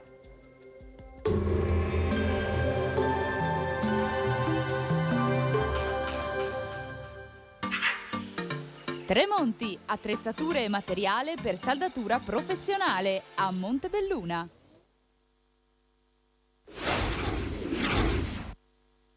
Ci siamo quasi. Eccoci, buongiorno, ben ritrovati, sono le 13:38 quasi, come promesso siamo in compagnia di 3 primi cittadini per fare un bilancio, ma partiremo proprio parlando del Panevin, visto che è una questione importante. Prima con Legambiente si diceva che i comuni insomma, corrono a diverse velocità nel cercare di arginare l'inquinamento e le scelte sono diverse, come lo sono state peraltro anche per i botti di Capodanno, e cercheremo anche di capire perché. Allora partiamo da Pieve di Soligo con il sindaco Stefano Soldan. Buongiorno sindaco. Buongiorno a voi, buon anno a tutti. Grazie. Renzo Carraretto, siamo a Casier, buongiorno. Buongiorno, altrettanto tanti auguri a tutti. E poi abbiamo Maria Rosa Barazza, sindaco di Cappella Maggiore. Buongiorno Maria Rosa. Buongiorno a tutti e voi. Grazie per essersi collegata. Prima di iniziare però la nostra chiacchierata voglio farvi vedere la notizia che arriva da Istrana, perché 2 caccia Eurofighter del 51esimo stormo hanno intercettato ieri un aereo civile che aveva perso i contatti radio, quindi vi facciamo prima ascoltare questa notizia. Nel tardo pomeriggio di ieri 2 Eurofighter dell'aeronautica militare di Istrana si sono alzati in volo per raggiungere e identificare un velivolo civile Cessna 525 decollato da Palma de Mallorca e diretto a Vienna, che durante la rotta aveva perso temporaneamente i contatti radio. Lo scramble, ovvero l'ordine di decollo, partito da Torrejón in Spagna, ha reso possibile l'intercettazione del piccolo aereo civile nei cieli di Parma da parte dei 2 velivoli da caccia del 51esimo Stormo, che dopo averlo raggiunto e scortato per un breve tratto ha fatto sì che ristabilisse i contatti radio con gli enti del controllo del traffico aereo preposti. La coppia di Eurofighter ha fatto così rientro sull'aeroporto militare di Istrana per riprendere il turno di sorveglianza dello spazio aereo nazionale. Eccoci rientrati in studio, partiamo come promesso dal Panevin perché è una discussione aperta, è un tema di grandissima attualità a pochi giorni dall'Epifania. Parto da lei, Sindaco Soldana. Allora intanto Pieve di Soligo farà il falò dell'Epifania, avete scelto altre modalità? Sì, noi è una tradizione che difendiamo, che portiamo avanti, non la organizza direttamente l'amministrazione comunale, ma abbiamo nel territorio comunale 3 Panevin. Uno viene fatto presso la casa di riposo, ma ha solo un valore simbolico per ricordare anche alle persone che magari non possono spostarsi dalla struttura questa nostra tradizione. Altri 2 invece rientrano organizzati da associazioni all'interno di un circuito che è quello del Panevin del quartiere del Piave, che vede tutti i comuni del quartiere del Piave impegnati appunto nel mantenere viva questa tradizione e nel darsi appuntamento ogni anno in modo alternato nell'accensione e poi attraverso una maratona nell'accensione di tutti questi focolari in giro per i comuni. Quindi direi è un bel modo e anche contenuto all'interno delle più restrittive norme per mantenere la tradizione, inquinare il meno possibile, ma appunto non perdere la nostra identità. Quindi anche lei, un po' come il generale Iannicelli prima, dice per noi è una tradizione troppo importante, no? Ed è un modo per fare comunità, c'è bisogno di fare comunità, no? Soprattutto in questo momento. Sì, è un modo per mantenere viva la comunità, soprattutto nel segno delle tradizioni, e soprattutto non è il problema reale dell'inquinamento, cioè non sono i Panevin che creano il problema che poi delle polveri sottili e quant'altro. Vedo che ogni anno c'è questo tema che emerge, però ogni anno poi le questioni reali dall'8 di gennaio non vengono più affrontate. C'è il tema delle caldaie, il tema dei caminetti e quant'altro. Ci sono regioni che hanno vietato addirittura l'uso delle stufe piuttosto che dei caminetti. Dovremmo forse tutti quanti avere un atteggiamento diverso nei confronti delle emissioni che produciamo nell'aria, ma anche nell'utilizzo stesso della macchina. Io credo che in queste settimane si siano veramente prodotte tantissimo inquinamento per andare presso i centri commerciali, per andare a fare shopping, per andare in vacanza. Quindi affrontiamo il tema seriamente e non solo un giorno all'anno, perché con quello riteniamo di lavarci la coscienza. Com'è la qualità dell'aria, Pieve? Ma noi adesso abbiamo il dato di questi giorni, ci dà un dato che rispetto alla regione è tra i migliori, poi c'è la parte montana che ovviamente ha ulteriori vantaggi, quindi devo dire che abbiamo allarme zero in questo momento per il tema delle polveri sottili. Poi tutti sappiamo che la pianura padana risulta essere un concentrato di polveri sottili, ma questo è motivato non solo dall'inquinamento, ma proprio dalla conformazione geografica della pianura, quindi sì, fisiologico, anche fisiologico e ambientale, quindi anche questo tema dovrebbe essere considerato quando si valutano i dati. Cararetto, Casier, che si fa?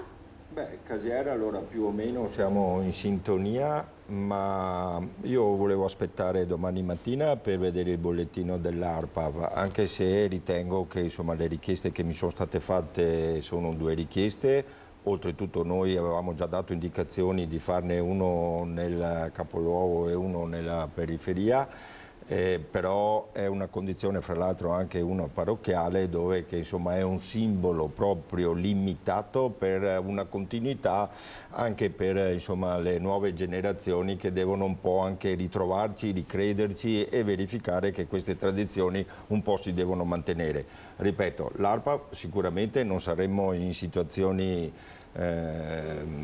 insomma di una tranquillità o saremo più su un allarme che una tranquillità dell'aria, ma credo che una piccola e simbolica tradizione non sia quella che sicuramente fa insomma peggiorare la situazione. Maria Rosa, lei invece che scelta ha fatto? Noi già da parecchi quest'anno avremo i soliti due panevin che non sono organizzati direttamente dal comune, ma uno dalla parrocchia di Anzano e l'altro dal comitato di Borgocava, quindi sono i due tradizionali panevin. Noi già da parecchi anni abbiamo limitato le combustioni all'aperto, quindi abbiamo un regolamento che vieta qualsiasi tipo di fuoco all'aperto, perché sappiamo che i fuochi all'aperto creano 10 volte più polveri sottili che le combustioni dentro, e abbiamo lasciato proprio per rispettare la tradizione, perché comunque questi due panevin sono un po' simbolici, non sono grandissimi, sono piccoli, comunque c'è tutto quel discorso della comunità, della tradizione, che è bene che rimanga ed è un giusto equilibrio che va trovato, e quindi abbiamo lasciato e permesso soltanto questi due panevin. Quindi rispetto ad una situazione precedente nella quale chiunque accendeva fuochi, adesso siamo arrivati a ridurli a 2. I botti di Capodanno li avete consentiti o avete fatto un'ordinanza come alcuni comuni? Io non ho fatto nessun tipo di ordinanza, anche per una ragione molto semplice, perché non abbiamo neanche un vigile per poterla far rispettare, quindi le cose si fanno se si è in grado anche di farle rispettare. Dopodiché un richiamo alla responsabilità e alla rispetto anche di tutta una serie di situazioni, insomma ad un uso morigerato dello strumento, questo magari ci stava, ma non l'ordinanza. A proposito di uso morigerato, un'altra notizia che abbiamo dato in questi giorni, sono di questi atti di vandalismo legati alla festa di Capodanno, Nervesa della Battaglia, Valdobbiadene, Pieve di Soligo. Baby vandali, è un po' questo il tema di cui in realtà poi ci occupiamo da tempo. Si sono verificati episodi da voi, non necessariamente a Capodanno, esiste questo problema? Devo dire che il risveglio è stato abbastanza positivo, nel senso che non abbiamo trovato, come nel passato, danni ingenti.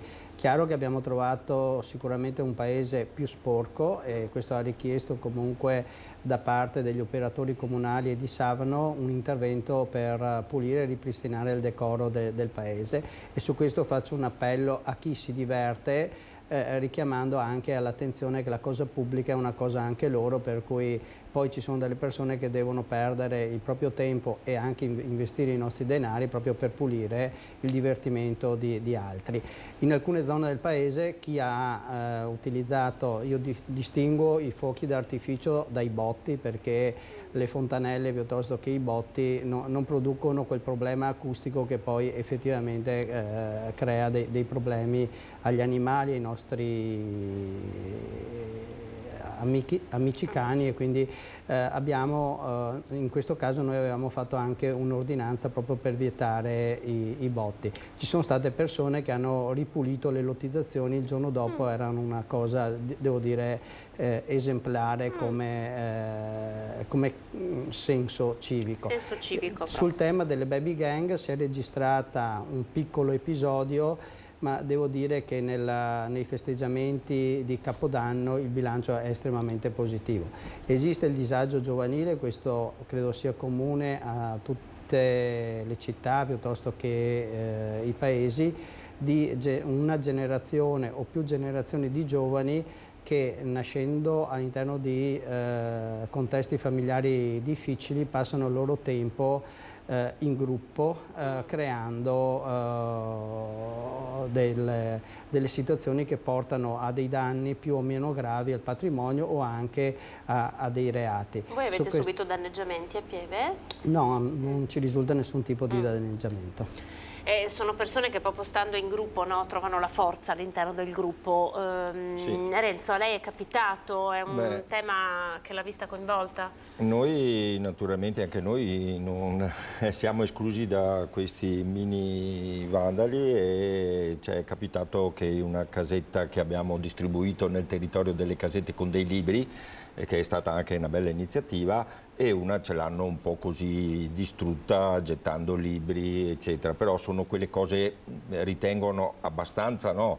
Che alla fine probabilmente bravate di ragazzi, però su questa cosa io vorrei far capire che ci sono dei genitori e io vorrei far capire a tutti i genitori che dovrebbero avere anche delle attenzioni nel mettere in atto nei confronti dei figli, perché noi tutti come istituzioni naturalmente cercheremo di fare il possibile, facciamo il possibile, però poi io dico e ho anche un po' i ricordi, e se ognuno di noi si pensa, no, ai propri genitori, che insomma c'era un po' più di attenzione su come ci comportavamo quando andavamo fuori, dunque credo che sia opportuno dare delle colpe, ma invitare anche le famiglie e i genitori ad avere un po' più di osservazione nei confronti dei propri figli, perché poi viviamo tutti assieme, no?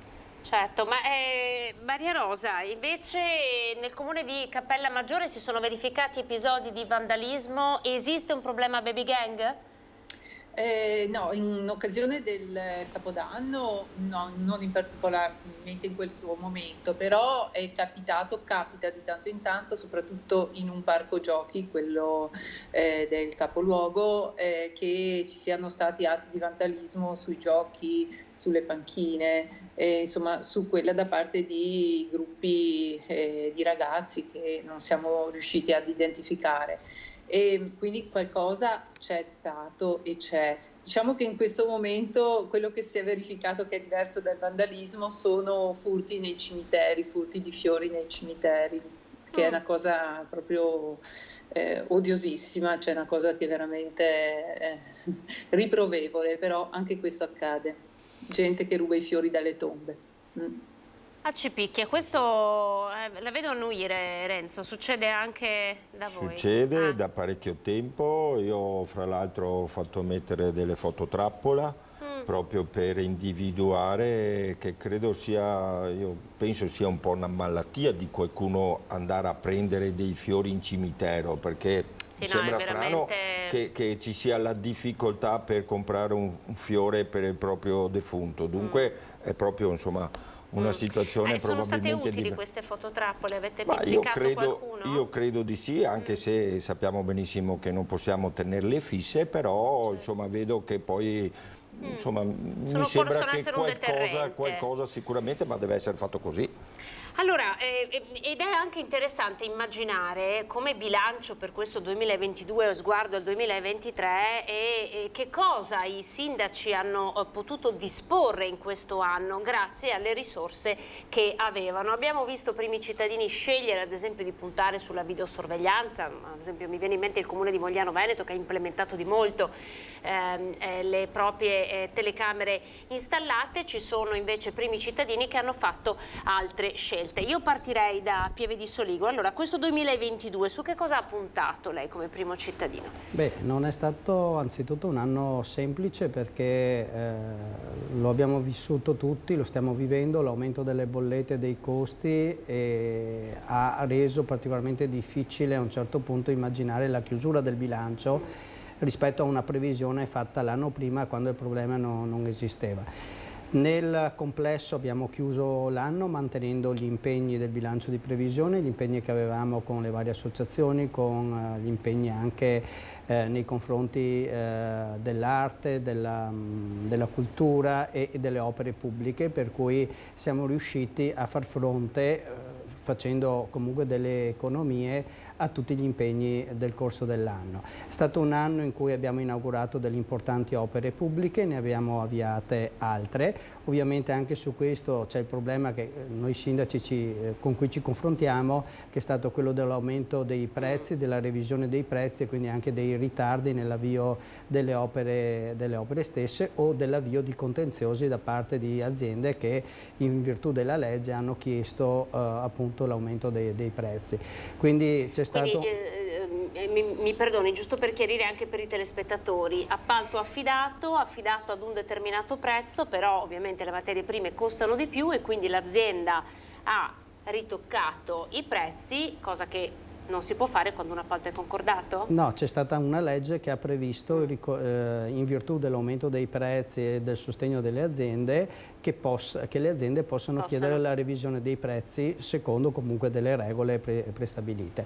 Questo chiaramente produce dei problemi per chi, come i comuni, hanno dei bilanci che invece sono molto rigidi, cioè il bilancio di previsione può contare, una volta approvato, può contare solo su entrate straordinarie, per cui noi ci siamo trovati fortunatamente a cavallo di questa fase, per cui abbiamo chiuso, anche se c'è stata da parte dell'impresa la richiesta di aumento dei prezzi, ma poi ci siamo concordati, abbiamo verificato che non erano dovute e abbiamo chiuso diciamo in un periodo corretto una serie di opere, ne abbiamo avviate altre che ovviamente rispetto alla previsione hanno avuto il loro bello aumento. Di che ordine di aumenti stiamo parlando ad esempio per le opere? Beh, guardi, indicativamente siamo dal 10 al 15% del costo dei materiali, questa è la percentuale che combacia anche con quello che è l'inflazione attuale. Quindi su un'opera di 800.000 euro l'aumento è stato intorno ai 77-80. Che però non sono pochi per la cassa del comune. Cara Reto, anche lei, che anno è stato? Su che cosa ha puntato lei con le risorse? Beh, allora noi naturalmente come tutti arrivando dal 2021 abbiamo cercato di capire e di indirizzare un po' il sostenimento, quello che era un po' le difficoltà delle famiglie, delle scuole, dei ragazzi, del trasporto, del pasto, del buono, un po' un'indicazione, diciamo, di portare avanti quelle che erano difficoltà del mantenimento degli anziani e quant'altro. Poi abbiamo cercato di individuare dove c'erano magari delle possibilità della continuità della progettualità per quanto riguarda le opere. Qualcosa abbiamo dovuto naturalmente togliere e quelli che vengono tolti purtroppo sono dei servizi alternativi di continuità alla gestione ordinaria, tipo insomma, parte di certe asfaltature delle strade, dei servizi che purtroppo non siamo riusciti ad intervenire proprio per dar continuità alla gestione e al fabbisogno di quello che ci chiedevano. Quindi vi avete proprio dovuto rinunciare lì?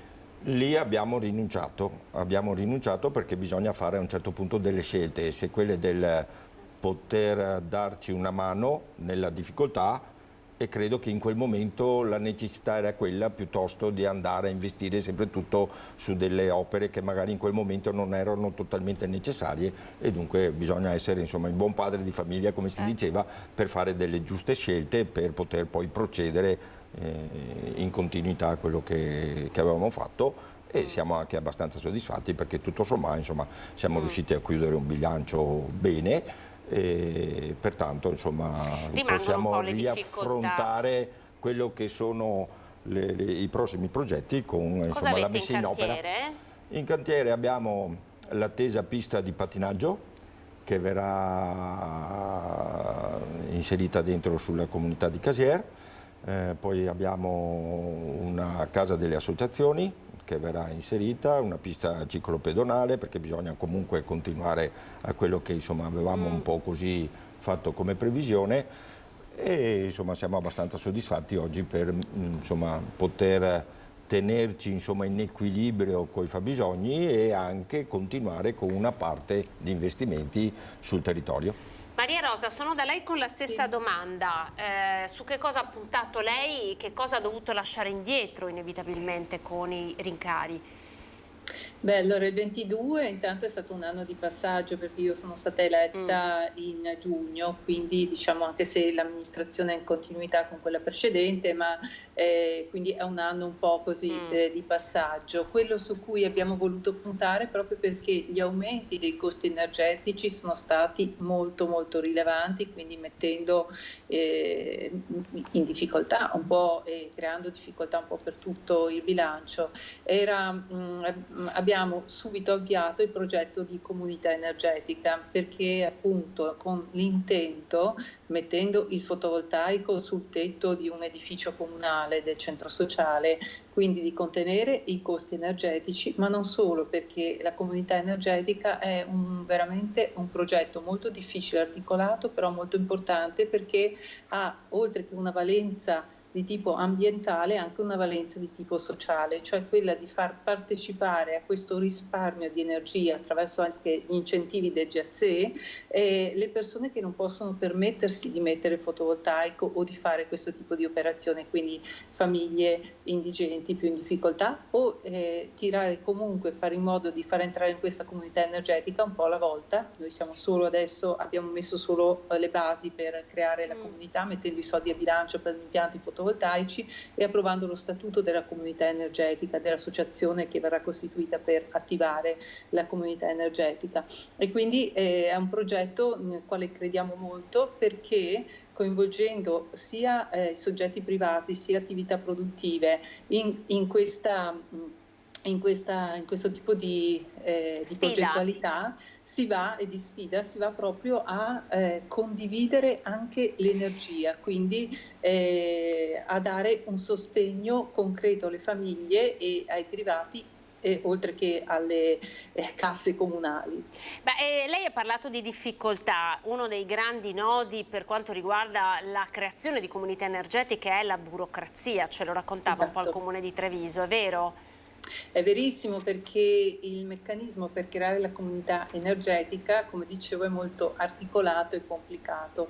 Noi ci stiamo appoggiando al CEV, che sta già da un paio d'anni studiando tutte le modalità per attivare queste comunità, che sono già state attivate in qualche comune in giro per l'Italia, e quindi ci siamo avvalsi di questa consulenza, di questo supporto amministrativo che ci consente di andare avanti più spediti, perché le questioni vengono studiate e i problemi risolti, le criticità risolte proprio attraverso l'attività del CEV. Quindi siamo proprio andati in Consiglio Comunale il 29 di dicembre, approvando gli statuti dell'associazione attraverso la quale costituiremo la comunità energetica, e quindi siamo già, abbiamo concretamente iniziato la strada, non ne stiamo solo parlando, sia perché abbiamo messo i soldi a bilancio per il fotovoltaico, è piccolino, sono 20 kW, però da lì si parte per poi allargare anche al fotovoltaico, magari di attività produttive che ci sono sul territorio. È un inizio. In attesa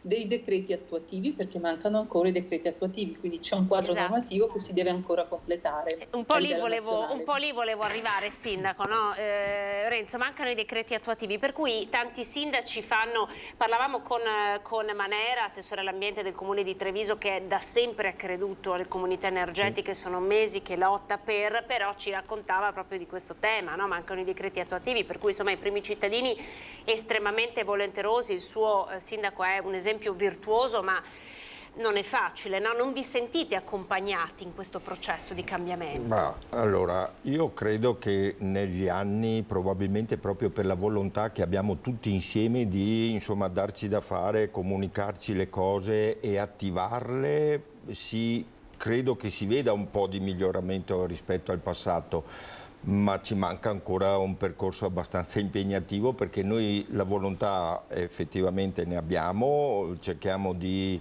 sicuramente arrivarci qualche volta anche per primi su certe indicazioni e volontà, poi però ci manca quello che è proprio il sostenimento per arrivare ad attivare velocemente, perché se vado a pensare come le colonnine di ricarica, che è una semplicità di ricarica elettrica per i veicoli, io ci ho impiegato 6 mesi perché mi attivino 2 colonnine. Dunque da lì diciamo tutto.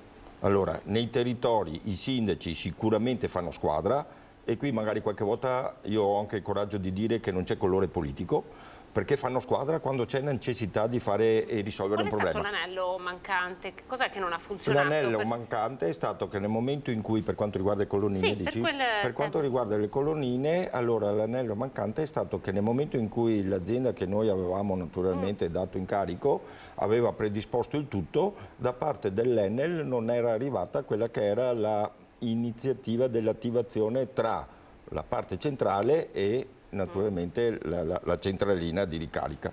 Dunque se dobbiamo poi attendere per queste cose in velocità che devono essere risolte 6 mesi, pensiamoci a quello che dovrebbe capitare nel momento in cui mettiamo in atto, non so, fotovoltaici e comunità che anche noi come Casier e anch'io ho la volontà di procedere velocemente con questa comunità energetica. Oltretutto noi a Casier abbiamo anche una zona industriale che insomma a numeri siamo la seconda nella provincia, dunque probabilmente anche con artigiani industriali sto vedendo che potrebbe esserci la volontà di poter insomma condividere insieme questa possibilità, però bisogna che ci sia una forte condivisione e anche un aiuto.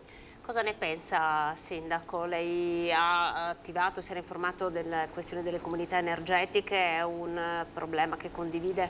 Sì, è un problema che condividiamo, ma soprattutto ci siamo attivati con la collaborazione del Comune di Sernaglia, provincia di Treviso e Assindustria Veneto Centro con il progetto Oasis che riguarda le nostre aree industriali dei due comuni. È stata creata un'associazione che adesso sta ragionando sulla comunità energetica, ma ovviamente è affossata perché mancano i decreti attuativi.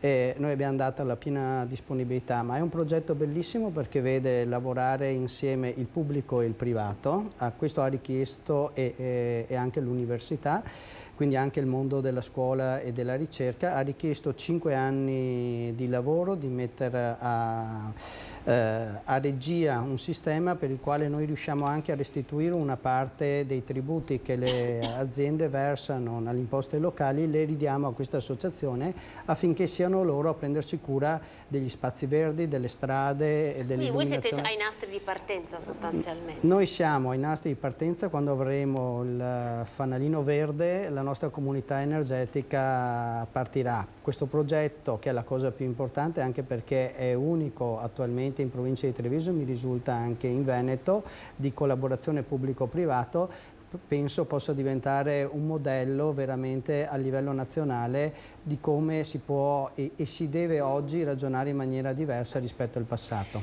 Sì, la collaborazione tra pubblico e privato diventa fondamentale in questi casi. Vi facciamo ascoltare il servizio di Christian Arboit, che ha intervistato l'assessore al bilancio del Comune di Treviso, che ha fatto appunto il bilancio di questo 2022 raccontando quali entrate sono mancate nelle casse comunali. Ascoltate.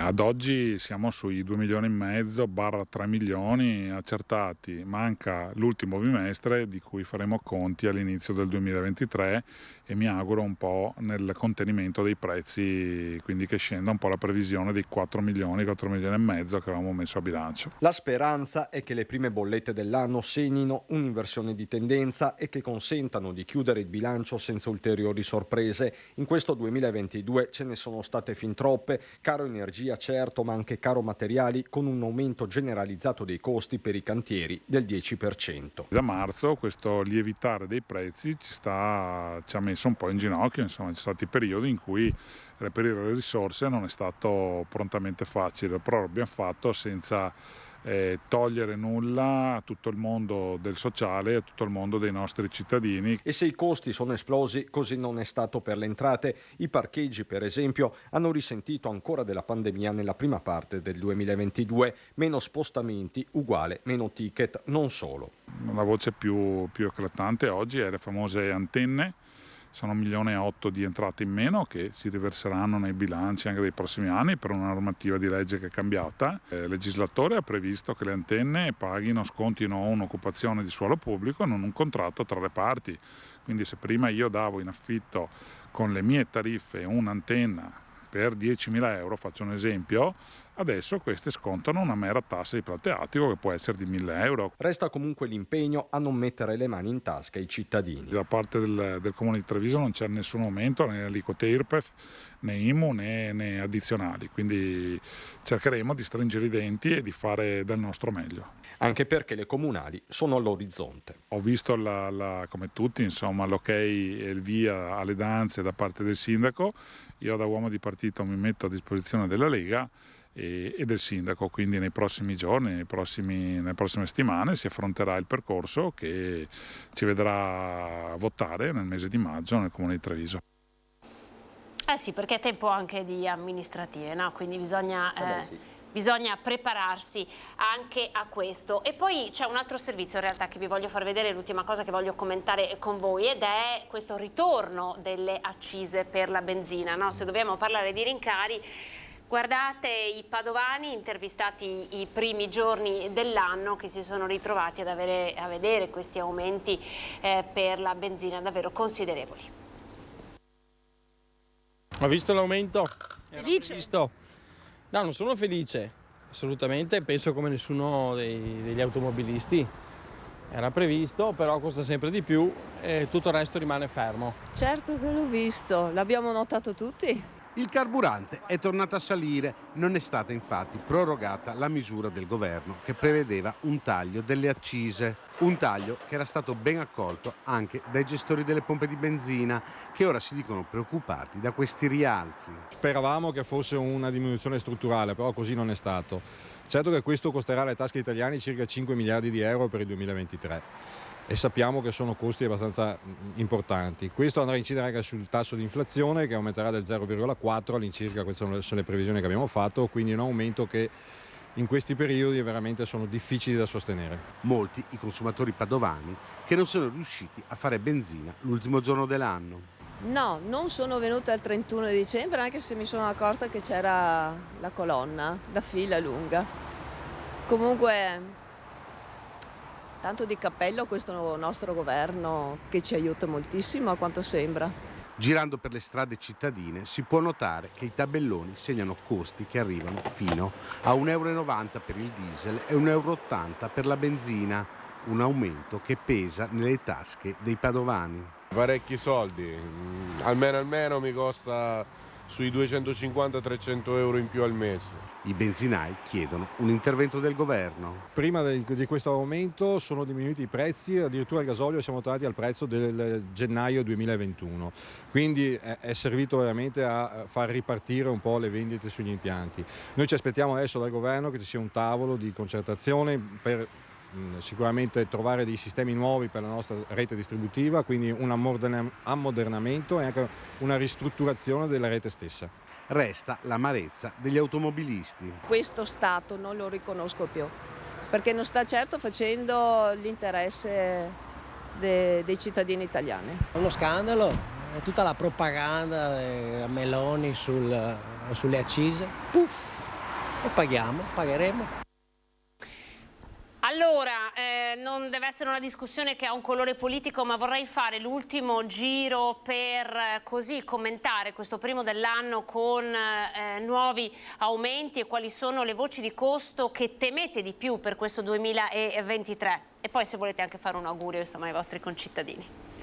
Sì, sicuramente l'inflazione toccherà le tasche di noi tutti e in principio anche quelli del comune, quindi immagino che le prossime opere pubbliche avranno comunque dei costi maggiorati rispetto anche al 2022. Dobbiamo aspettarci che questi aumenti, a cui non corrisponde poi un aumento salariale, portino a un divario ulteriore tra quelle che sono le categorie più povere, più fragili e coloro che invece possono tranquillamente ammortizzare questo tipo di aumento. Questo vorrà dire mantenere e implementare la spesa sicuramente dal punto di vista del sociale, dei servizi che il Comune deve erogare nei confronti delle famiglie di coloro che sono in difficoltà. Dall'altro cercare di creare anche delle opportunità per chi lavora e continua a avere piccoli negozi di vicinato che mantiene vivo i nostri centri a differenza dei centri commerciali che solitamente poi portano a un depauperamento della vita nelle frazioni o nei centri. Quindi ci auguriamo che possa essere una situazione quantomeno che rimanga stabile per avere un aspetto di programmazione, anche se sicuramente gli aumenti che adesso si sono stabilizzati costituiscono comunque un drenaggio di risorse che potevano essere impegnati su tantissimi altri fronti, quindi immagino che per tutti i sindaci questo costituisca un rallentamento per le proprie azioni amministrative. Dall'altro, se devo fare un appello al governo di qualsiasi parte e colore esso sia, ecco, non dimenticatevi mai dei sindaci, perché a me sembra che si parla tanto dei comuni, ma vengono sempre lasciati come l'ultimo ammortizzatore sociale, perché tanto il sindaco è reperibile H24 e se ha la rogna deve risolvere il problema. Ecco, io credo che il rapporto comuni-Stato e Stato-comuni debba cambiare e anche velocemente.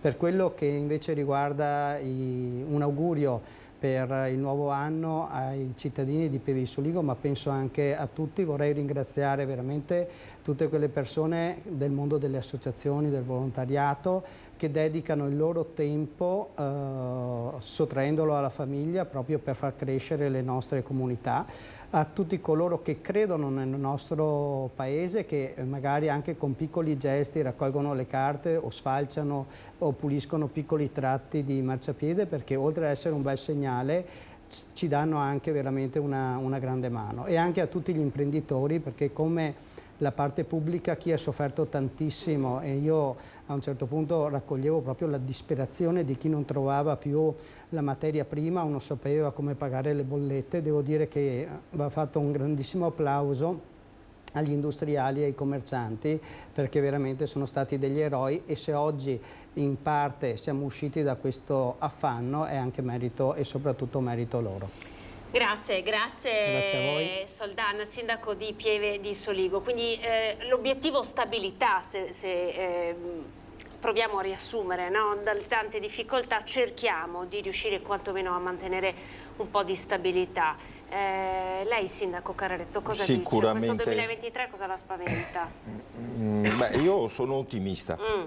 E dunque mi spaventerebbe solo una ricaduta per quanto riguarda Covid o altre situazioni di salute, perché poi per tutto il resto credo che insomma siamo talmente preparati e talmente insomma capaci che ce la faremo sicuramente.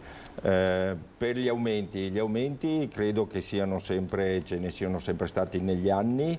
A me insomma fa piacere però che vedendo ultimamente sia ristabilizzato un po' i prezzi e le indicazioni di questi insomma continui aumenti che non erano di certo considerati, perché c'era solo speculazione.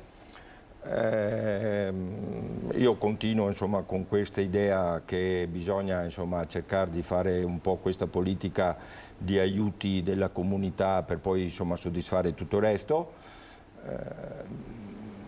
La cosa che mi ha soddisfatto di più nel 2022 è che ho visto il mio comune crescere di natività, perché abbiamo avuto questa è una notizia vera? Notiziona, questa è una notizia. perché abbiamo avuto un 20% in più di nascite e dunque sono strasoddisfatto, perché questo dà effettivamente probabilmente un pensiero di continuità sugli investimenti che andremo a fare e che abbiamo fatto. Dunque c'è credibilità, forse come si diceva dal collega prima, della un po' così visione dell'amministrazione, del sindaco, di quello che si può fare e quello che ci può creare assieme per vedere dei servizi che possa essere soddisfacenti, perché credo sia la base per poter mettere in atto tutto quello che uno può poi alla fine programmare, perché quando c'è la crescita di una famiglia vuol dire che tutto sommato il paese ci crede ancora. Vuole fare un augurio ai suoi cittadini? Io faccio naturalmente un abbraccio, un augurio a tutti i miei concittadini e non solo, proprio per essere insomma collaborativi, essere di squadra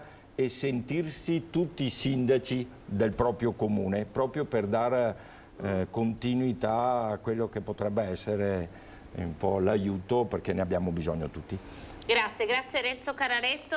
Maria Rosa Barazza, sono da lei con timori per il 2023, l'augurio, e così se vuole anche un po' commentare quello che ha detto Stefano Soldan sui sindaci, insomma un po' più di attenzione verso i primi cittadini. No, ha perfettamente ragione Stefano, perché questo, e parto da qui per poi passare anche al discorso dei rincari. Sicuramente i bilanci comunali hanno bisogno, lo Stato deve aiutare i comuni, ma non perché deve aiutare i sindaci, perché i sindaci rispondono ai loro cittadini, e quindi non è che sottraendo quelle risorse, noi purtroppo non abbiamo risorse nostre proprie, e con tutti gli aumenti che ci sono stati è evidente che l'aiuto è necessario per evitare che ancora una volta da un altro versante ancora si vada a pesare proprio sui nostri cittadini. Quindi è giusto che ci sia questa attenzione che purtroppo nella legge di bilancio, devo dire, non c'è stata, e quindi confidiamo che nei prossimi mesi venga ripresa in mano questa situazione, perché le richieste di ANCI nazionale sono molto più grandi di quanto in realtà non sia stato preso in considerazione, anzi è stato preso in considerazione poco o nulla, e quindi questo è un appello veramente che da sindaci, da amministratori tutti facciamo col cuore in mano, perché lo facciamo per i nostri cittadini.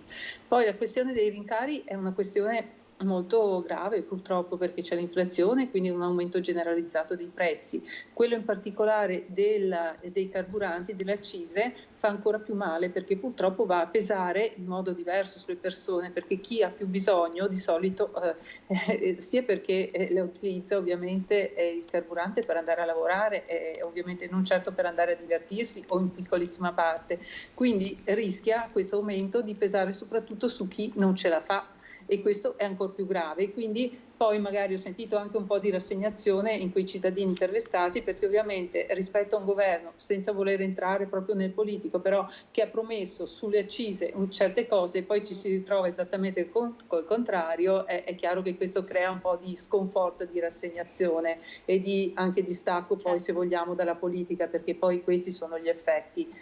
L'augurio infine che vorrei fare a tutti, in particolare ai miei cittadini, è quello di vedere un po' di luce in questo 2023, un po' di speranza, perché le difficoltà continueranno ad esserci, ad essere tante, però l'importante è che riusciamo a trovare, appunto, magari con esperienze, prima parlavamo della comunità, del rafforzamento dei legami della comunità, a trovare quell'energia, quella forza e quella luce che ci consenta di vedere in positivo le cose, perché se non riusciamo perlomeno a vedere le cose con un po' di luce, con un po' di positività, tutto sarà ancora più pesante di quello che in effetti poi oggettivamente è. È già nella realtà. Grazie davvero Pieve Soligo, Cappella Maggiore e Casier per essere state qui con noi. Abbiamo toccato vari temi, ma insomma era anche bello provare a fare questo racconto che coinvolgesse dei primi cittadini del nostro territorio. Grazie, ovviamente buon anno anche a voi e grazie per il tempo che ci avete dedicato. Io adesso volto pagina e ci colleghiamo con Luigi Bariviera, vicepresidente Federazione Moda Ascom Confcommercio Treviso. Buongiorno Luigi, la vediamo addirittura con i capi alle spalle, quindi parliamo di moda ovviamente. Allora, abbiamo sentito un po' le aspettative, i timori dei primi cittadini. Questa volta invece proviamo ad entrare nei vostri negozi, perché tra pochissimo partono i saldi e le chiederei innanzitutto un bilancio, no? Com'è andata? Le persone hanno speso un po' di più rispetto allo scorso anno? I dati di Federmoda sono positivi per quanto riguarda dicembre, però ricordiamoci che nei mesi precedenti c'erano stati dei cali di lavoro dovuti anche al caldo, dovuti anche alla situazione politica, alla situazione internazionale che insomma non metteva tranquilli i consumatori, e i rincari delle bollette che poi ci sono stati in parte. E devo dire però che dicembre è andato piuttosto bene, quindi segnaliamo un più 4% nel settore del commercio, dell'abbigliamento, degli accessori, della pelletteria. Sì. Devo dire, no, negli anni è sempre più anticipata. Vi trova favorevoli? Questo è un dibattito che se domanda 10 commercianti le daranno 10 Ognuno risposte diverse. Okay. Ognuno la sua. Io mi astengo dal dare la mia perché sarebbe assolutamente personale, però ci troviamo in un contesto in cui tra le vendite in negozio e le vendite online c'è un po' tutti fanno quello che vogliono, anche se i saldi rimangono comunque il caposaldo, iniziano per tutti o quasi a distanza di qualche giorno per tutte le regioni italiane in questi giorni, il 5 per la precisione, e quindi diciamo che siamo quasi tutti d'accordo nell'inizio dei saldi in questa data. Sì, come tu hai ricordato, tra l'altro Luigi, poi in effetti c'è chi già si è mosso in anticipo, magari utilizzando così la storia, la chance della carta fedeltà e quindi provando ad anticipare un po' gli sconti. Ecco, da questo punto di vista la norma vi trova favorevoli, la norma che regola ovviamente l'inizio dei saldi? Beh, ricordiamo che la norma è regionale e dice che i saldi iniziano il 5, quindi non si può fare una pubblicità esplicita alla cosa, però tutti sappiamo perché riceviamo messaggini, email, le famose vendite private in cui i commercianti possono comportarsi in qualsiasi modo, come possono fare lo sconto in qualsiasi momento dell'anno, però non possono pubblicizzarlo. Ci trovo d'accordo chiaramente perché una regolamentazione va fatta. Noi ovviamente ci comportiamo a seconda di come ci sentiamo di fare. Io personalmente, per esempio, non ritengo opportuno applicare questa politica, però in linea di massima sappiamo tutti, ricevendo, come dicevo prima, un sacco di messaggi, insomma, sappiamo che c'è anche l'altra faccia della medaglia, e quindi chi inizia prima in qualche maniera sì. Quanto sono pesati sulla vostra categoria i rincari di cui abbiamo parlato, ad esempio la luce, il riscaldamento ora? Quanto sta pesando e riuscite in qualche modo a rientrare delle spese in più ritoccando i prezzi? Allora, dal punto di vista energetico probabilmente le nostre non sono aziende energivore, perché comunque si tratta solo di accendere la luce e il riscaldamento, non abbiamo frighi come possono essere, non so, i ristoranti piuttosto che i bar o gli alberghi, quindi dal punto di vista della bolletta abbiamo avuto dei rincari, però le bollette non pesano tanto quanto in altre categorie come ripeto, gli alberghi piuttosto che gli alimentari, eccetera. Di solito, per quanto riguarda i commercianti, il ricarico sulla merce viene fatto sul prezzo di costo e non certo su tutti gli altri prezzi che insistono su un'attività, altrimenti si ritroverebbe che se uno vende lo stesso prodotto in centro a Milano avendo un affitto enorme, dovrebbe vendere lo stesso prodotto al doppio di uno che ha un negozio in un paese di periferia, insomma in una periferia della città, ecco. Quindi non incidono certamente nel prezzo finale dei beni. Prima si ragionava con Ascom Belluno della chiusura di tantissimi negozi, soprattutto di abbigliamento nella zona delle Terre Alte, no? Quindi se vai verso Pieve di Cadore, Borca di Cadore, ci sono tanti negozi che stanno chiudendo. Ecco, da negoziante, da vicepresidente di Federmoda, che cosa servirebbe per aiutare queste realtà a sopravvivere? Anche perché poi le realtà come le vostre in realtà danno vita ai centri storici e anche sicurezza. Allora, noi raccontiamo sempre ai nostri associati che bisogna essere più bravi degli altri e quindi bisogna essere sempre al passo con i tempi e offrire un servizio che gli altri non possono offrire. Tante volte mi viene posta la domanda, che probabilmente avrai in mente anche tu di farmi, quanto incide la vendita online dei beni, dei prodotti. Sì, ci sono diverse modalità di vendita, certamente quella del negozio rimane importante perché offre un servizio migliore e migliore lo riusciamo a dare e più rimaniamo in piazza per dare appunto quello che l'online non può dare, per esempio. E quindi il consiglio che diamo a tutti quanti è di essere vigili assolutamente nella propria attività, negli acquisti, nei costi in generale, perché è chiaro che è difficile far entrare più persone nel proprio punto vendita, ma lo possiamo tenere così monitorata l'attività proprio facendo delle analisi molto più specifiche sui costi o sul modo di acquistare la merce. È questo quello che tentiamo di spiegare ai nostri associati. Ecco, in questi ultimi anni, se proviamo a fare un paragone, no, degli ultimi 4-5 anni, magari mettendo tra parentesi diciamo, il periodo del lockdown, possiamo vederla positivamente? Com'è l'andamento? Sì, speravo in un andamento migliore quest'anno perché nessuno si aspettava della guerra della Russia e l'Ucraina in Ucraina, e devo dire che gli umori, perché poi tutto sta nell'umore delle persone, il voler spendere è strettamente legato all'umore delle persone, quindi questa cosa mi ha un po' fuorviato da addetto al settore e anche da uomo di associazione. Devo dire che mi aspettavo un 2022 migliore.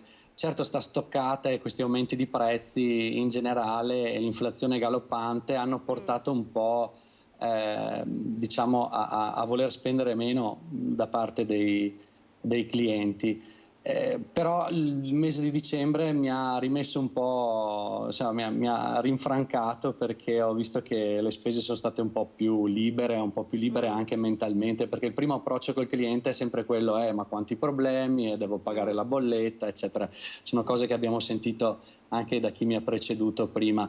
Diciamo che dicembre ha avuto una svolta, speriamo che i saldi e gennaio abbiano lo stesso trend positivo e ci si dimentichi un po' di tutte le problematiche che ci assillano nella vita di tutti i giorni, per fare un po' uno shopping un po' più allegro, un po' più sereno. E noi ovviamente non possiamo fare altro che augurarvelo, quindi buon inizio di saldi. Grazie Luigi per essersi collegato con noi. Ovviamente ci risentiremo un po' più avanti per monitorare appunto l'andamento dei saldi. Grazie a Luigi Bariviera per essere stato con noi. Arrivederci.